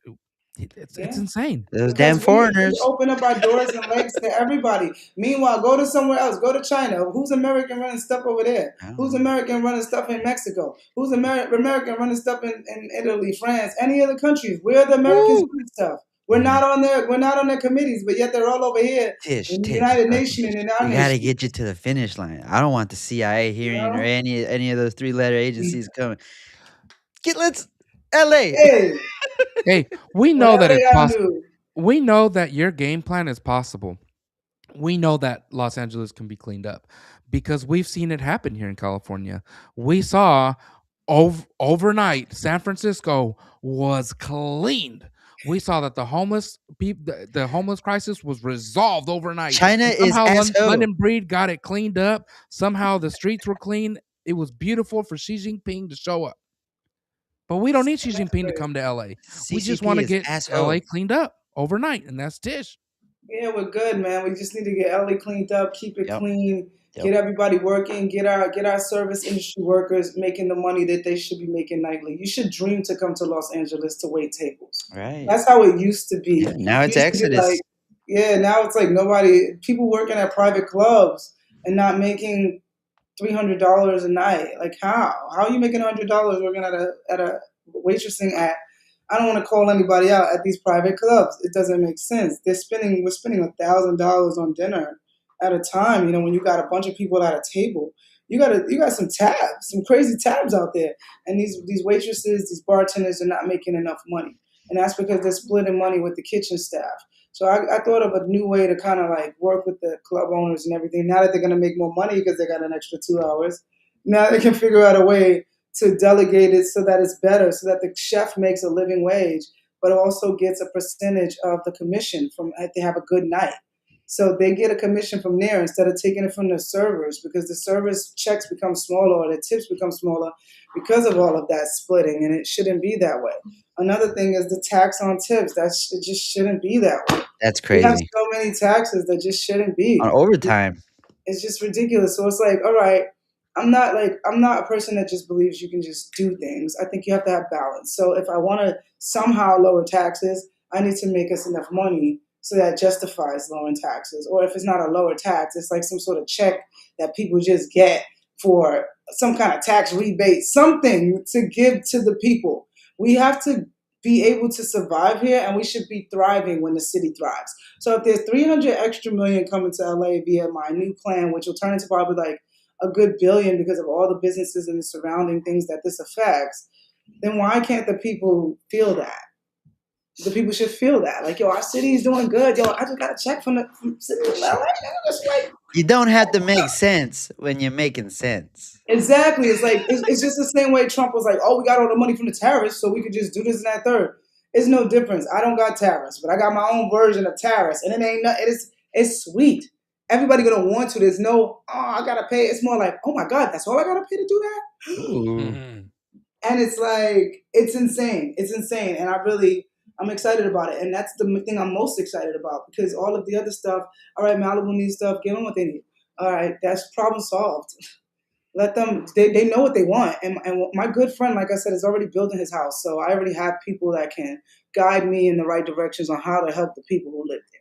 And I'm not going to tell people what they need. They tell me, and it's my job to help them achieve that. I'm right now. I'm thinking about a problem that we have in California, and it shows in Los Angeles too. Is all of these programs with the lack of accountability, and you know, I would really like to see somebody walk in and day one just say, you know what, each week I want to know about a new program. Not necessarily. I'm not saying a new program. I want to report on a program on a program each week that already exists, how the money is being spent, why it's being spent, and I want to be able to hold that program accountable. Or we're going to start making some cuts. Definitely. I think honestly, you can probably make cuts without even like, there's so many programs that are just dumb Like there's Yep. this one where they give shots of alcohol to recovering alcoholics because Saw they're that one. going through withdrawal. Go through withdrawal, family. You're gonna be all right. We're not doing that. Program cut. Like, don't even need to see the report. Let's actually cut the program and let's find out if there was crime going on in there and arrest everybody who did it. Tish, Moving right along. to follow up on the shots program, turns out there was only like 3 people that were given that went through the program that cost millions of dollars. What was they drinking? Don Julio? Like, somebody was making some money is what was going on, and that's my Mhm. point. It's like Oh my when God. you get to these programs, you're like, okay, well that's stupid. Why are we giving shots? Cut the program. Or okay, why do we have that program when we have this that program you told me about 3 weeks ago was the same thing? Why are we doing it twice? Why do we have all of the admin in between? Cut one of them, adjust the money, cut the admin, save some money. Let's move forward. What are we doing? Save some like how come They were people not giving them shots, like alcohol shots.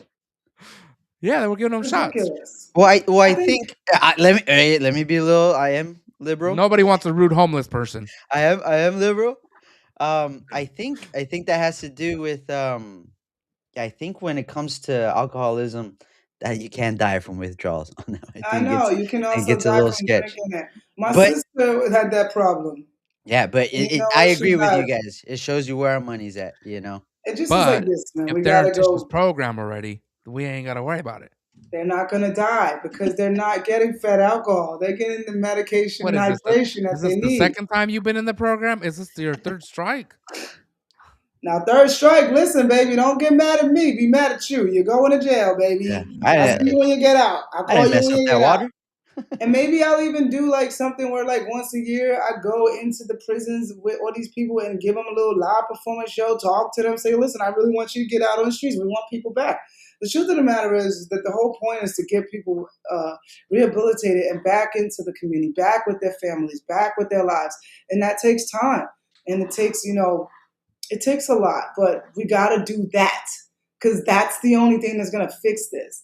All the other stuff, be kind. I'm kind of, but kind of not. We're gonna get rid of this, and we're gonna implement that. And I think when it comes to other organizations, when a real boss comes in the room and sits them all down, they're gonna snitch each other out, and then we're gonna pick the cream of the crop and get rid of all the slop, and we're gonna be good. Because Yes. that's all it is. There's people that come into this to do the right thing, and they are damaged by the people who don't do the right thing, and they still have a heart and desire to do something great, but they're just being restricted from that by people who don't. So let's find out who do, and we're gonna get rid of who don't, and that's just that. We gotta move with an iron fist, and we've gotta be the main goal is to clean up our streets and make our city amazing. We wanna be the beautiful self-centered sons of bitches we've been. No, I'm just kidding. He's through I'm power. sorry. No, I'm sorry, you know guys. what? I get a little bored and I have to throw a joke in there or I something. I But I have some we're getting a little bit of fangirls in the questions here. Before I even ask those celebrity type questions, because you have the celebrity past, I want to give you a moment to give a clear message to the Los Angelinos. Why should they vote for you this upcoming election? Los Angeles, you should vote for me for this upcoming election because it's the most important election that we have to date. It's the election that's going to turn our city around. And we need a mayor who understands our needs in a 360-degree way.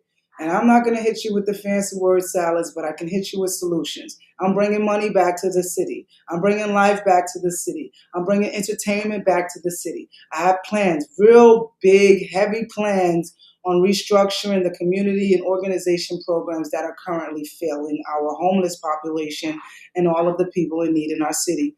And they're failing our citizens in the interim because by not having help for these people, it makes it dangerous for these people. I want to make LA safe for everyone, for women, for men, for babies, for children. I believe in school systems. I believe in family. I believe in parents having the right over their children. I believe in supporting the neighborhoods that are maybe a little bit more ridden with crime and gang violence with programs and outreach. But I also am not just a dreamer. I'm real. I'm realistic. And I know that through not being afraid to do what no one's done, we can get it done. and I can get it done. That's why you should vote for me. Yo hablo español mucho también. Annyeonghaseyo. Hey, mi privyet kagzila. You know what I'm saying? So I got the languages down pat. I can say hello in every language, and I'm funny. No, I'm just kidding. I'm sorry, guys. I can't be too serious. It's really hard. No, I love it. No, and I appreciate it. You're real. That you're a real person, not like these politicians that come out and just promise that they're gonna fix the Pacific Palisades, because it's a lot more than that. You can't just focus on one thing and let everything else fail. So I want to get to the fangirls here. Um, there was a question, and I really want to go down the path, because I know you started rap battling, but before I go down the path, what's Tish's favorite song she's worked on and her top collaboration? Favorite song that I worked on was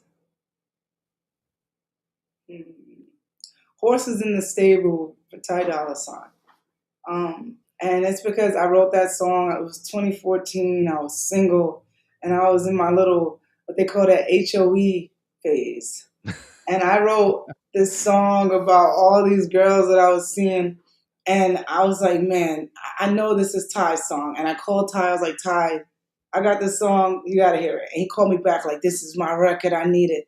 And it was just this wonderful moment of like me just knowing who, I just knew what I could give to Ty. And I was right. I knew what he wanted. And it was the fact that that's like a fan favorite song. Most people that love Ty Dolla $ign, they're like, that's one of my favorite Ty Dolla $ign songs. And I love that. And my favorite collab, I don't want to sound like a big cornball, but Ty, that's my brother. Like, Ty Dolla is my guy. But I had a great collaboration with Leon Thomas. Me and Leon Thomas collabed on a lot of stuff. La Russell, I love. Denzel Curry's my guy. Earth Gang. I just did so many songs with so many guys. I love everybody. I am the one. Yeah. Yeah. I love everybody I worked with. I want to take you back to the Bronx, because you made it out rap battling. Well, no, I made it out. Just, it took time. I started rap battling back in the day before it was like a commercial thing where there was a bunch of people. When it was like in the trenches, you go in there, I go in there with a bunch of guys from the block. I'm wearing my gold chains, and I'm like, if these dudes do anything, y'all better beat their ass. So, knees weak, arms are heavy. There's vomit on my sweater already. Not that Eminem type rap battling. But Eminem was coming up around that time. I used to have a bro named Vinny, and he used to come like, I just came from seeing this rapper, man. Eminem, he's so fire. I'm like, word. And then 2 years later, he was like the biggest rapper ever. But yeah, just battle rapping. And I liked to rap. And then I started singing like choruses. And I had this song called The Munchies that it was like a platinum record in high school. Everybody would ask me to sing. It was all about smoking weed and getting the munchies. And so I started doing a lot of singing around the neighborhood. And at that time, the drug dealers is to put you on, not the record companies. So, the drug dealers was like, yo, you fire, but you sound like Lauryn Hill. You should sing. And I was like, man, I don't sound like Lauryn Hill, man. But my mom's kicked me out, and I was like, okay. Started singing. I was saying. Christian, did you see her sing the national anthem? No, I didn't. I was jamming to All That I Can Do. That was oh my god! All That I Can Do. I was wondering what's happening to Poe. What's happening to Poe? Yeah, that was so. Yeah, so like my music, always has had a message, because I've always understood music to be a way to tell people things and to teach. So ever since I was a kid, all my music had a message. And the battle raps, not so much. Some of them were just ridiculous. But as I got older, I started writing. I am running for mayor. I remember. I do got a wife. Yeah, I remember the battle rapping too when I was younger. It was the fun thing to do. This was before like Eminem, 8 Mile. It was fun, and it teaches you to battle rap just Gio. off the dome, just a long time ago. Dude, long time everybody ago. rapped. I can't even rhyme anymore. I can't even figure out rhymes. My mama rapped. Everybody rapped in the Bronx. Like, if you wasn't a rapper, you still rapped. It was just like part of the the culture in New York, especially the Bronx. That's what we did. I was more of a You Ave know? Maria guy. Ave Maria. You know what's funny? I used to get teased a lot when I was, like a teenager, 13 and 12, because I listened to so many different types of music. I would just be like, I went through phases. I went through like a Selena phase where I listened to Selena for like a whole 7 months. It was crazy. Like, You went I full knew, Boricua? yo, Puertorriqueño. I was like, yo, anu como la flor, tanto amor me diste tú, Ooh. del marche yo, me Dang. marcho, yo se prende. Pero I was in my crib for hours listening to Selena, like, oh my God. And then I had like a Mark Anthony moment and a Michael Jackson moment. And I just love music so much. And I went through a hard rock moment, like a heavy metal moment. Hey, A little Hootie and the a Michael Blowfish Jackson moment. Oh, moment. I love Hootie. You and me, we are from different worlds. Michael Jackson I only moment wanna is be man. with you. I don't even think that's Hootie. That's not Hootie, is it? That's Hootie. That's Hootie. I only want to be with you. Those records were amazing. You know what I'm saying? Like, what? Yeah. You can't No, get better than that. You gotta have a good you gotta know your music. You gotta have that ear. Yeah, so I kind of got into that. I did mortgages from 2004 to maybe like 2009, and that was fun. That's where I learned like more about business and how to negotiate, and truly how to kind of like. And I learned about Manhattan because I didn't know that people lived in those beautiful buildings down there. I never thought about it. I'm from the Bronx. I just never thought. But I met this Jewish woman when I was 18, and she just thought I was the coolest person. She was like, and I got kicked out of my mom's house. She was like, "You can live with me," and I was like, "Huh?" She was like, "Come to my building. Don't You tell can the sleep other on the Danny's. couch." She was like, Come to she my was like, building. she was like, "Come to my building. You can sleep on the couch, and when I'm not there, you can sleep in my bed." And I was like, "All right." And then I go there, and it's like this doorman building on 50th and 8th Avenue, and I'm like, "I'm about to live here." She's like, "Yeah, come through." I go upstairs. She's like, "Here, put your stuff over there." I'm like, "I could just live here." She's like, "Yeah." The girl moved out 2 Hey. months later. She found a rich boyfriend and moved out and Damn left it. me the apartment. Be She left me careful. the apartment. What? Careful out there. That was Yeah, a Ghislaine. I lived there. Was it? No, I lived there. No, it wasn't. No, I'm fucking around. I lived there. I lived there for like years without her. Wow. She got a boyfriend, and he would come to give me You clothes. see, Gio's not shit. that bad. Gio, you No, got no, they were- Hey, I Danny's, didn't know dude. nothing You got about him. the- I'm Not part that bad, dude. Jewish. What the hell, dude? I'm crying. You're catching all this slack for it, dude. Tell I'm those part. Danny's. Hey, I'm part. I'm not gonna lie, that lady changed my life. She's still one of my best friends to this day. Her family That's real changed my cool. life, and Wow. and they taught me the mortgage business. They gave me a job, and I learned Jesus. the mortgage business. And I went in there. Everybody's looking at me. It's all Italians, all Persians. They're like, and her brother says to me, "You want me some money?" I said, "Yes." He said, "All right, learn this." And they thought the same thing that most people probably think about me running for mayor. Like, yeah, whatever. I went in there and knocked it out. I started off at 5% cold calling. Within a month, I was like already at 10%. I was like, I need to go up fast. I like money. I need to move fast. And then I saw a weakness. They were all white variations, Italian, this or that or that. I was like, man, ain't no Spanish people in here, and we missing all the Spanish loans. So what I did, I got my guys. I was like, yo, they see me making money. Like, yo, Tish, how you making money? I want to make money. I said, I bet. I'm gonna buy you some work clothes. I'm gonna get a truck. It's gonna come here every day and pick us up. Y'all just gotta come to work. I'll buy you lunch, everything. You gotta do what I tell you to do. You're gonna learn. You're gonna make money. And it was cold calling. So you get hung up on 1,000 times a day, but you got to just be the type of person that understands one yes is $5,000. So I was like smiling down. And so I wound up having a team of like 7 men under me, Latin, because they all spoke Spanish and they got all my Spanish deals. I had girls, I had guys, I had everybody because I understood how to grow. I always wanted to maximize my potential, which is why I did commission jobs a lot of the time. Around 2009, the mortgage business got shaky. They have a movie about it called The Big Short. And the mortgage business, yeah, I was involved. Well, let me be careful. I was in the mortgage business around this time. That was you, Tish. You made me lose my People are freaking watching house. the movie Tish. like, which one is Tish? Tish, Which one is she? Bet against the government, Tish. No. I was not that lit. But Tish, let me find out, Tish. I lost my house because of you. What's one of these Italian Morgan and Morgan Stanley? Oh my God! Hey, you get him a loan. Get a loan shark in Spanish, please. Well, Feel like back it in is those español. days, you could get a mortgage job if you understood how to get a job. You could get a mortgage job anywhere doing it. Like it was very easy to get in. You just had to be able to work and get those deals in. Point being, it failed in 2009, and then I came to. I winded up. I was about to get a new job. I was like, I'm not getting a new job, and I was looking at my girl like, I'm not about to get a new job just to pay rent to be with you. I'm good. I broke up. I broke up with her. I was like, man, I'm too young for this. I was like 25. I'm like, I'm good. So now I go to the studio one day. I'm cleaning to work, and I go to the studio in Brooklyn, which I never go to Brooklyn. And I go, and there's this dude named Dre Knight there, and I'm like, I'm gonna go because I really want to work desperately tonight. So I do 2 songs with him, and he's like, "You're the most incredible writer. I love working with you. I can't wait to do it again." I said, "Honestly, you're gonna wait to do it again because this is Brooklyn. I'm not coming back here. That was too long of a ride. I hope that this worked out for us, but I don't see this happening again." Yeah. And then he calls me like maybe 3 days later. He's like, "You ever been to Malibu?"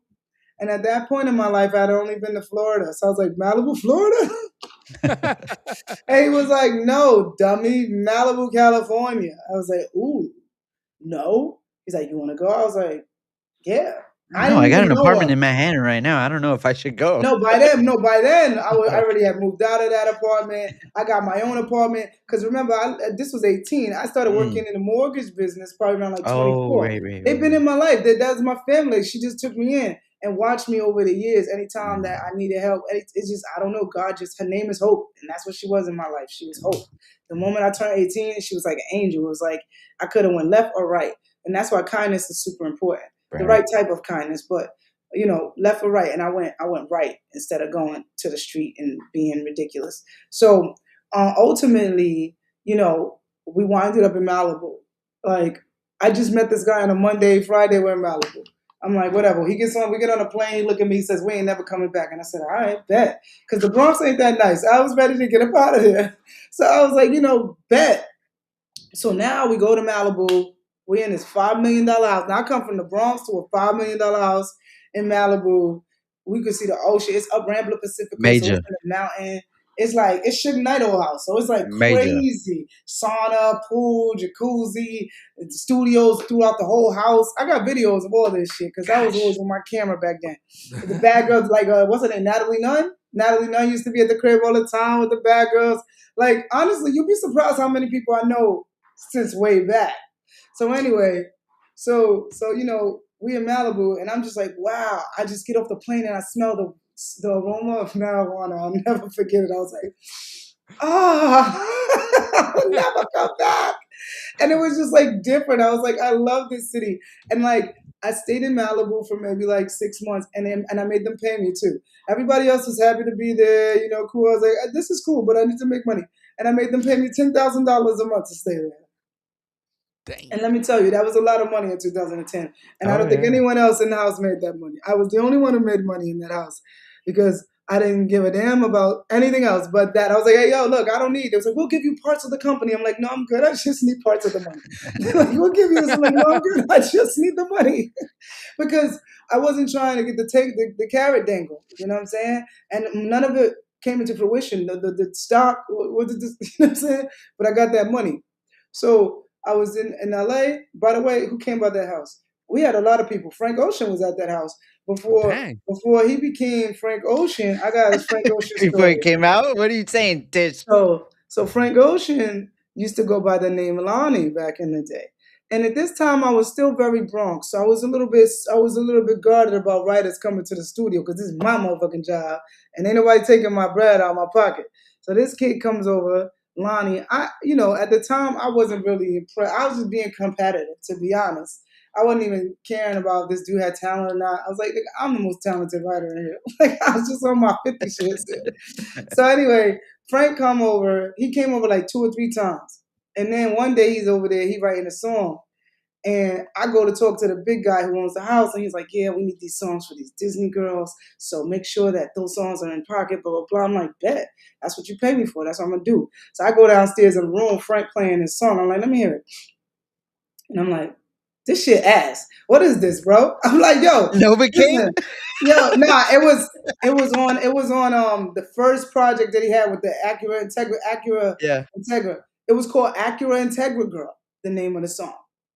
And it was piano only. And it stopped at like 145. And that's because I came in on the 45. Like, that shit's fast. That shit And it was crazy because, like, I say to him this, and he's like, "Are you inebriated?" And I'm like, "What? Am I what?" He got sassy with you. Oh, mad sassy. Mad sassy. He's like, "Are you inebriated? Are you drunk?" I'm like, "Yeah, but I can still hear. This shit is ass." Yeah. And then like you showed him your later, balls. I was just crazy. And then like 6 months later, right? I'm at the crib, and it's like 5 people calling me about this Frank Ocean kid. And I remember his name was Lonnie back then. So I'm like, yeah, what about him? I heard about this project. I need to listen to it. I heard it's dope. So now I'm listening to the project, bro, and I hear the piano from the song, and I never forgot it because it's just something you don't forget. Do-do-do-do-do-do. And I'm like, and I hear the lyrics of the song that I said was ass. And I'm like, oh, this is Lonnie. So now I get like 18 phone calls that day of people being like, oh, we told you that song was good. Oh. I'm like, bro, I don't care. That shit still ass. Stop calling my phone. But to be fair, it wasn't ass. He was really brilliant. I just wasn't traveled yet. I had never been anywhere, and I was inebriated. And honestly, I didn't understand his lyrics. I didn't understand his lyrics. He was too smart for me at the time. No, he got sassy with you. He got sassy with you. That's on him. What the hell? He taught me a word, though. He taught me inebriated. I never heard it before. I was like, what? Am I what? Inebriated. Oh, my God. Most deaf over here. Comment. Oh, my God. No, he was very intelligent. He was always intelligent. And honestly, I grew appreciation for his talent. It took a while, but afterwards. The hell is the Tyler, the Creator? I was so hood, and I was so much like with rap and direct, contact and combat with the lyrics. I didn't understand an abstract lyricist such as he at the time. Yeah, it's super abstract. Wow. Super. Now I get it. And I'm sorry, Frank. If you're out there, you probably don't remember. We're sorry, Frank. People usually remember when people play them. So I'm sorry about that. You got the apology here first, Frank. On Latino Free Mind. I've never said it. Sorry. I've never said it, but I'm sorry. Yeah. Well, I gotta ask, because I tried to go down the rabbit hole of seeing everything that you've written for, but it's like they don't tell us who writes the songs, do they? Well, for the most part, you can. If you go break down the credit, we the community, we all know who does what. We're very proud of this. You talking Quentin Miller?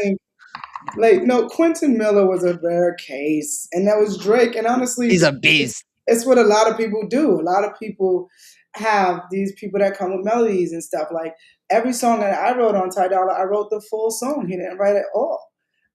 But it was the type of song that it was. It was a ballad. It was just something that's what he wanted from me. Ty can write 10 songs in a day. He's super talented. That guy can. And it'd be all hits. I'd be like, Ty, how many songs you I made this today? I made this today. I made this today. I'm like, bro, like put the shit out. So yeah, a lot goes into the process of creating. But I think my favorite part was community. When I came to LA, I got into the community. By 2011, I threw my birthday party on the rooftop of the Hollywood Tower. Andy Milonakis was there. Simon Rex was there. Bryce Wilson was there. Stacey Buff was there. Hit Boy was there. Everybody, Brian Lee, who wrote all them big ass hits, everybody was in there. And all they kept asking is, how long you been here? And I was like, 6 months. And they're like, you got all these people to come to your birthday party. You've been for 6 months. I was like, yo, I don't know. I've been cool my whole life. So when I came to LA, it was Andy Milonakis was one of my best friends. I sang at his sister's wedding. Like most of my relationship with people are close, real friendships, not the superficial music crap. Because I've never cared about that. I've always made money because I've always been a hustler, and so I never had to really compromise who I am or how I am or like bow or nothing. I was able to be my own boss. I like that. And I taught other people how to boss up. And my phone ring, I answer every person that called my phone, even if I don't want to answer. But I answer because if you're calling me, then you need something because people don't call me for no reason. I feel like I've heard Kanye say that something. Something. I mean, yeah, Ye know me. I know Ye for I feel like it's been like 10 years of just knowing Ye. Did she do anything on Vultures? So my first single off my new album is called "Built a City Underground," and I originally wrote it for Vultures One. I did it in Paris. This kid had a beat, and I put it on his beat because I had the hook for a minute. I put it on his beat in Paris. I sent it to Ty Dolla. He recorded it that night. It should have been the first record on Vultures, and I think that the producer's beat wasn't good enough to inspire the rest of the song. So the chorus was like this big song, but it was no inspiration for the verse. So it never got done, even though I was like the first person to get a song to Ty on Vultures. I could get a song to Ty in a heartbeat. Like, that's my brother. I absolutely love him to death. Like, I love him. He's a great father. He's a great person. And I think that there's so much people don't even know about him, but, at his own time. So Vultures won, no. And then I had a producer that I was I don't even want to talk about him. But anyway, I had a record that was supposed to go on Vultures 2 with another producer I was mentoring. But sometimes when people think they're going to get somewhere, they go crazy. They get they get an egomaniac syndrome, and it tells them that they are the reason that things are happening when there's a combination of things that happen. A little haterade. Yes. So he got a little big on his head before the song came out, and the song never came out because, hey, you can't bite the hand that feeds you, bruh. And I'm not the woman that you're gonna just disrespect. I'm not in LA disrespecting, but I'm definitely not in the LA being disrespected. So that got nipped in the bud. And Vultures 3, never know. Oh.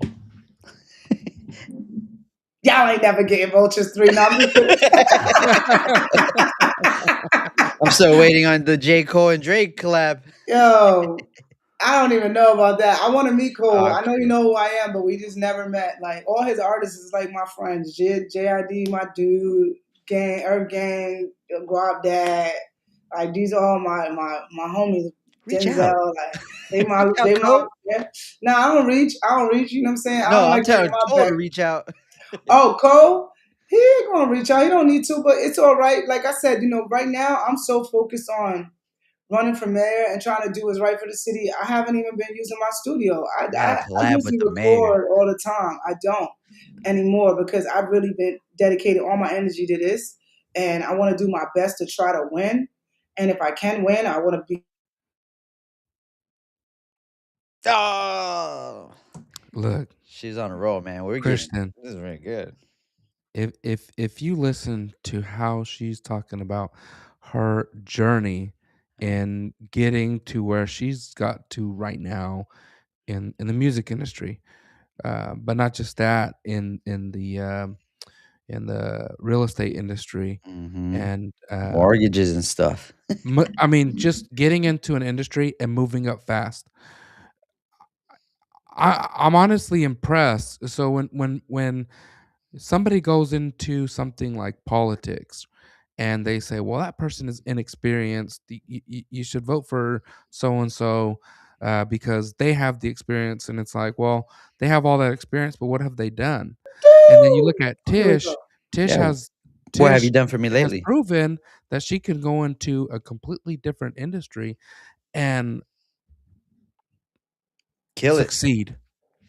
Do such a good job.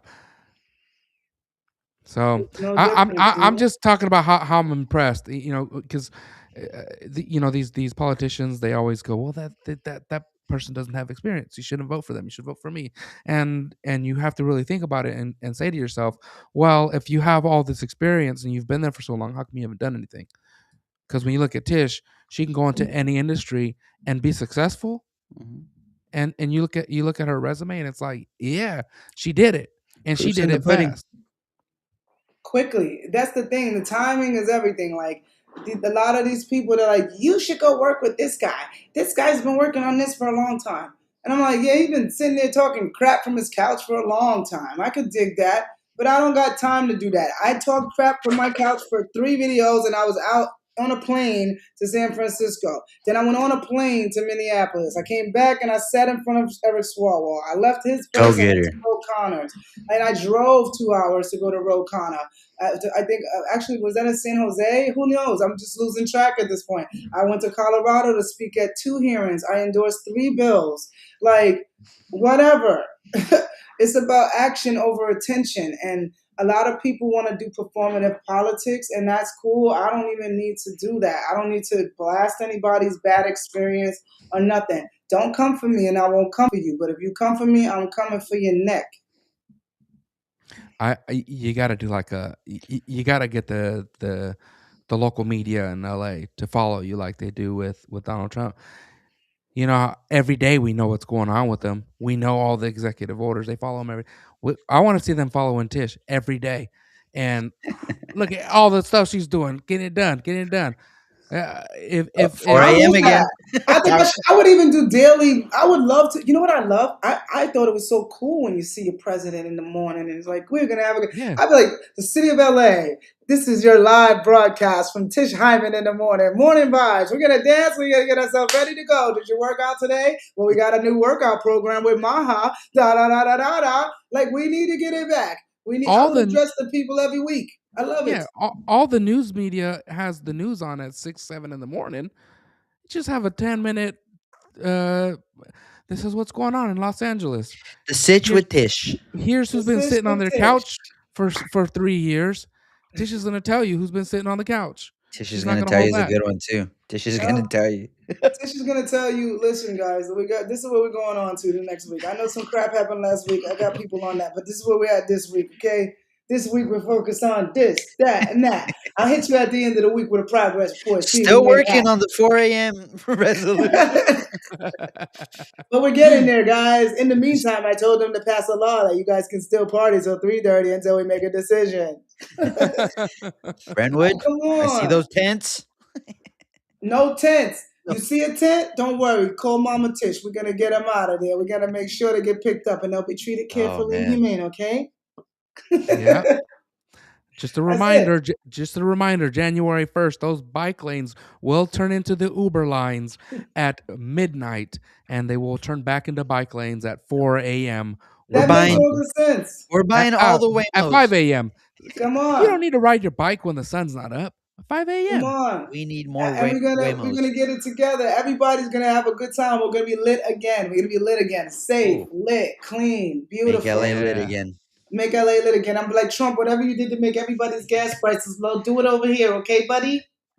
Couple more. Get a couple more dictators. I think you have to call the governor. Luckily, we'll have a new one by the time you get voted in. Well, I'll tell you right now, if it's Hilton or fucking Swalwell, they're gonna be fucking dickheads to me. I think they're gonna be mad because I've been going in on them for months.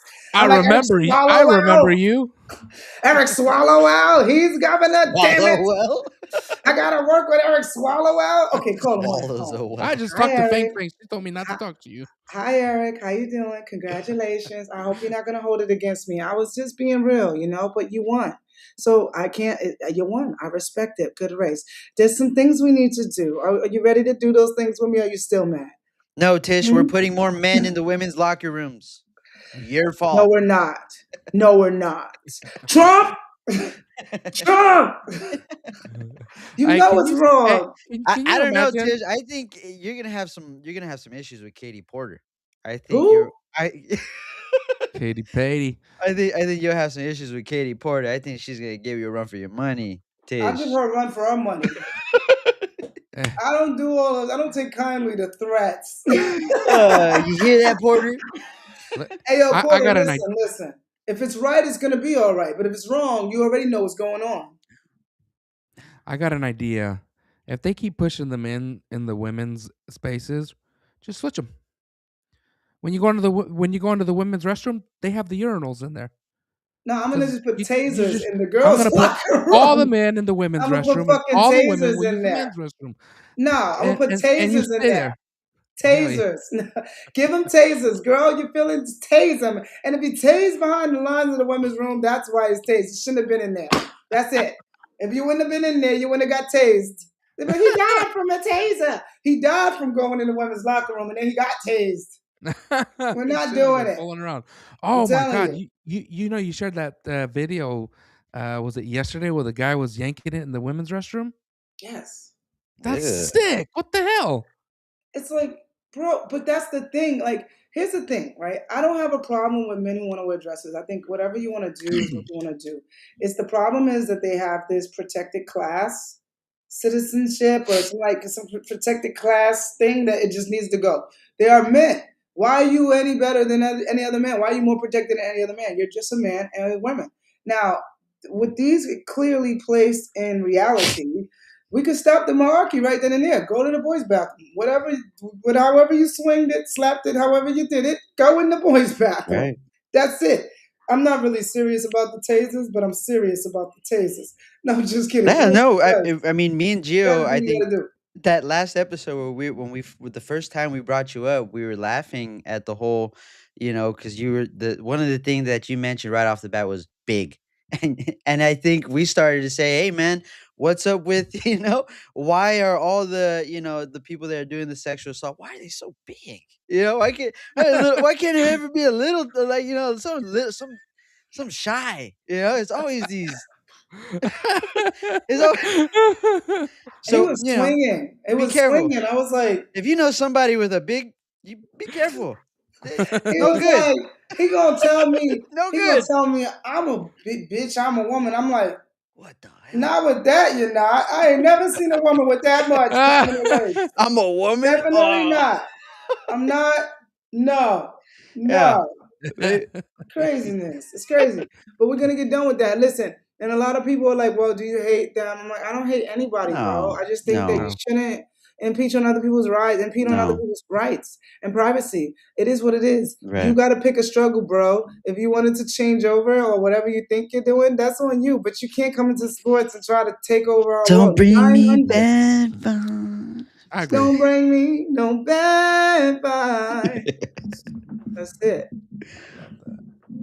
I do. But listen, I- the moral of I the agree with story you, is Tish. donate to my campaign. After every single clipping that you make of this video, you need to put this in it. Donate to my campaign now. I'm informative.com. 4 a.m.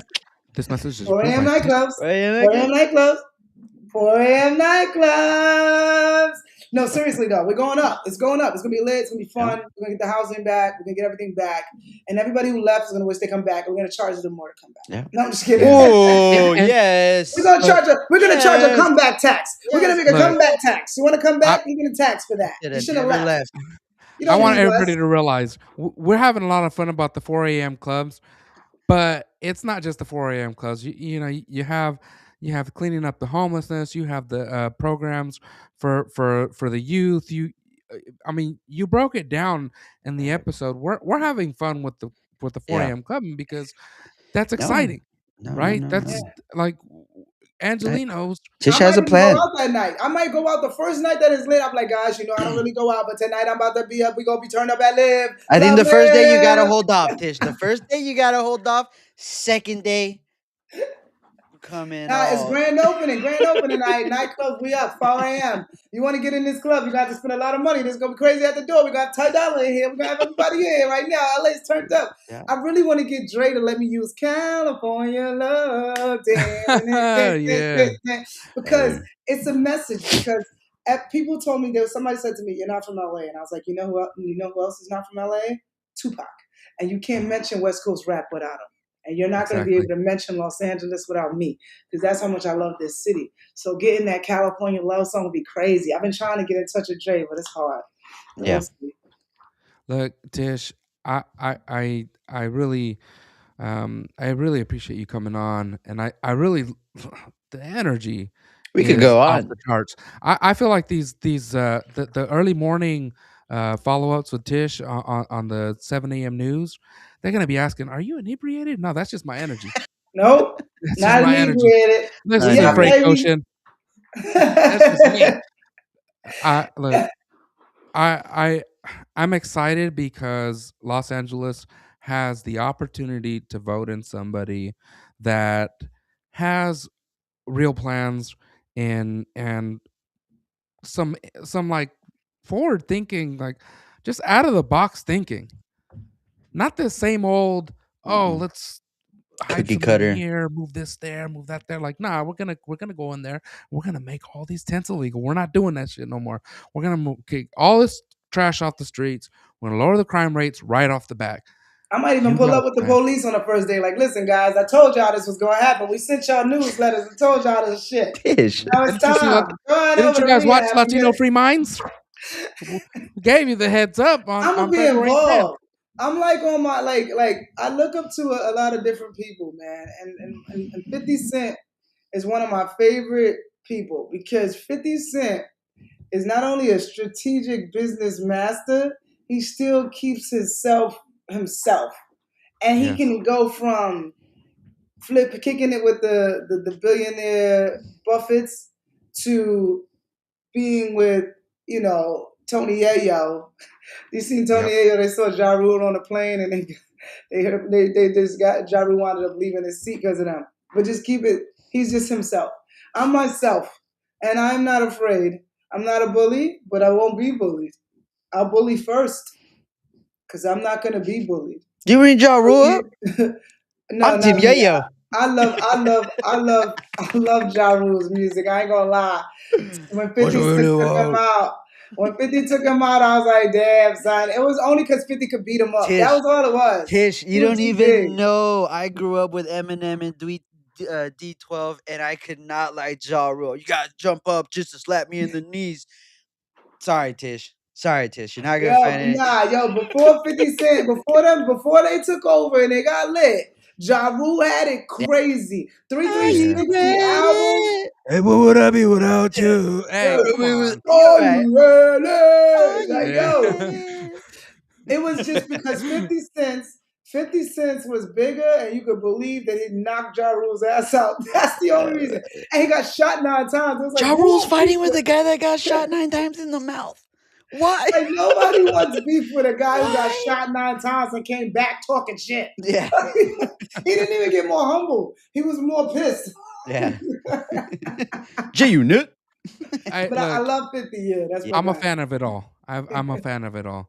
I I really don't care. I'm Ja Rule, 50 Cent, DMX. I don't care who's fighting who. I'm just appreciating everything. So, yeah, there's that. Yeah, So Well, when you gotta love Tish you're it. just not from the streets, Gio. So I I can understand. I get it. no, I get it, You Gio. okay, It's Gio. it's You don't need it's to be from I'm it's from October's California. very own over here, Gio. That's all I know over here. So you know. Ah! No, Oh yeah. my God. This has been so fun, Gio. This has been the coolest interview I've ever, I thought it had. would be. Yeah, we kind of knew what we were getting into, and it's Hola, yeah. mi gente. I thought it would be. It's funny because the video came out. We talked about it, and when Chris mentioned it, I was like, "What are you talking about?" And he's like, "Yeah, you know the dig in the locker room." I was like, "Oh yeah, dude, we got to get her on the show. We get somebody to reach out." And it took a little bit. It took about a month, but man, I'm so happy that you're here. Yep. I'm so happy that we got to talk to you. You really blessed us. You really blessed us, and We got an apology for Frank Ocean.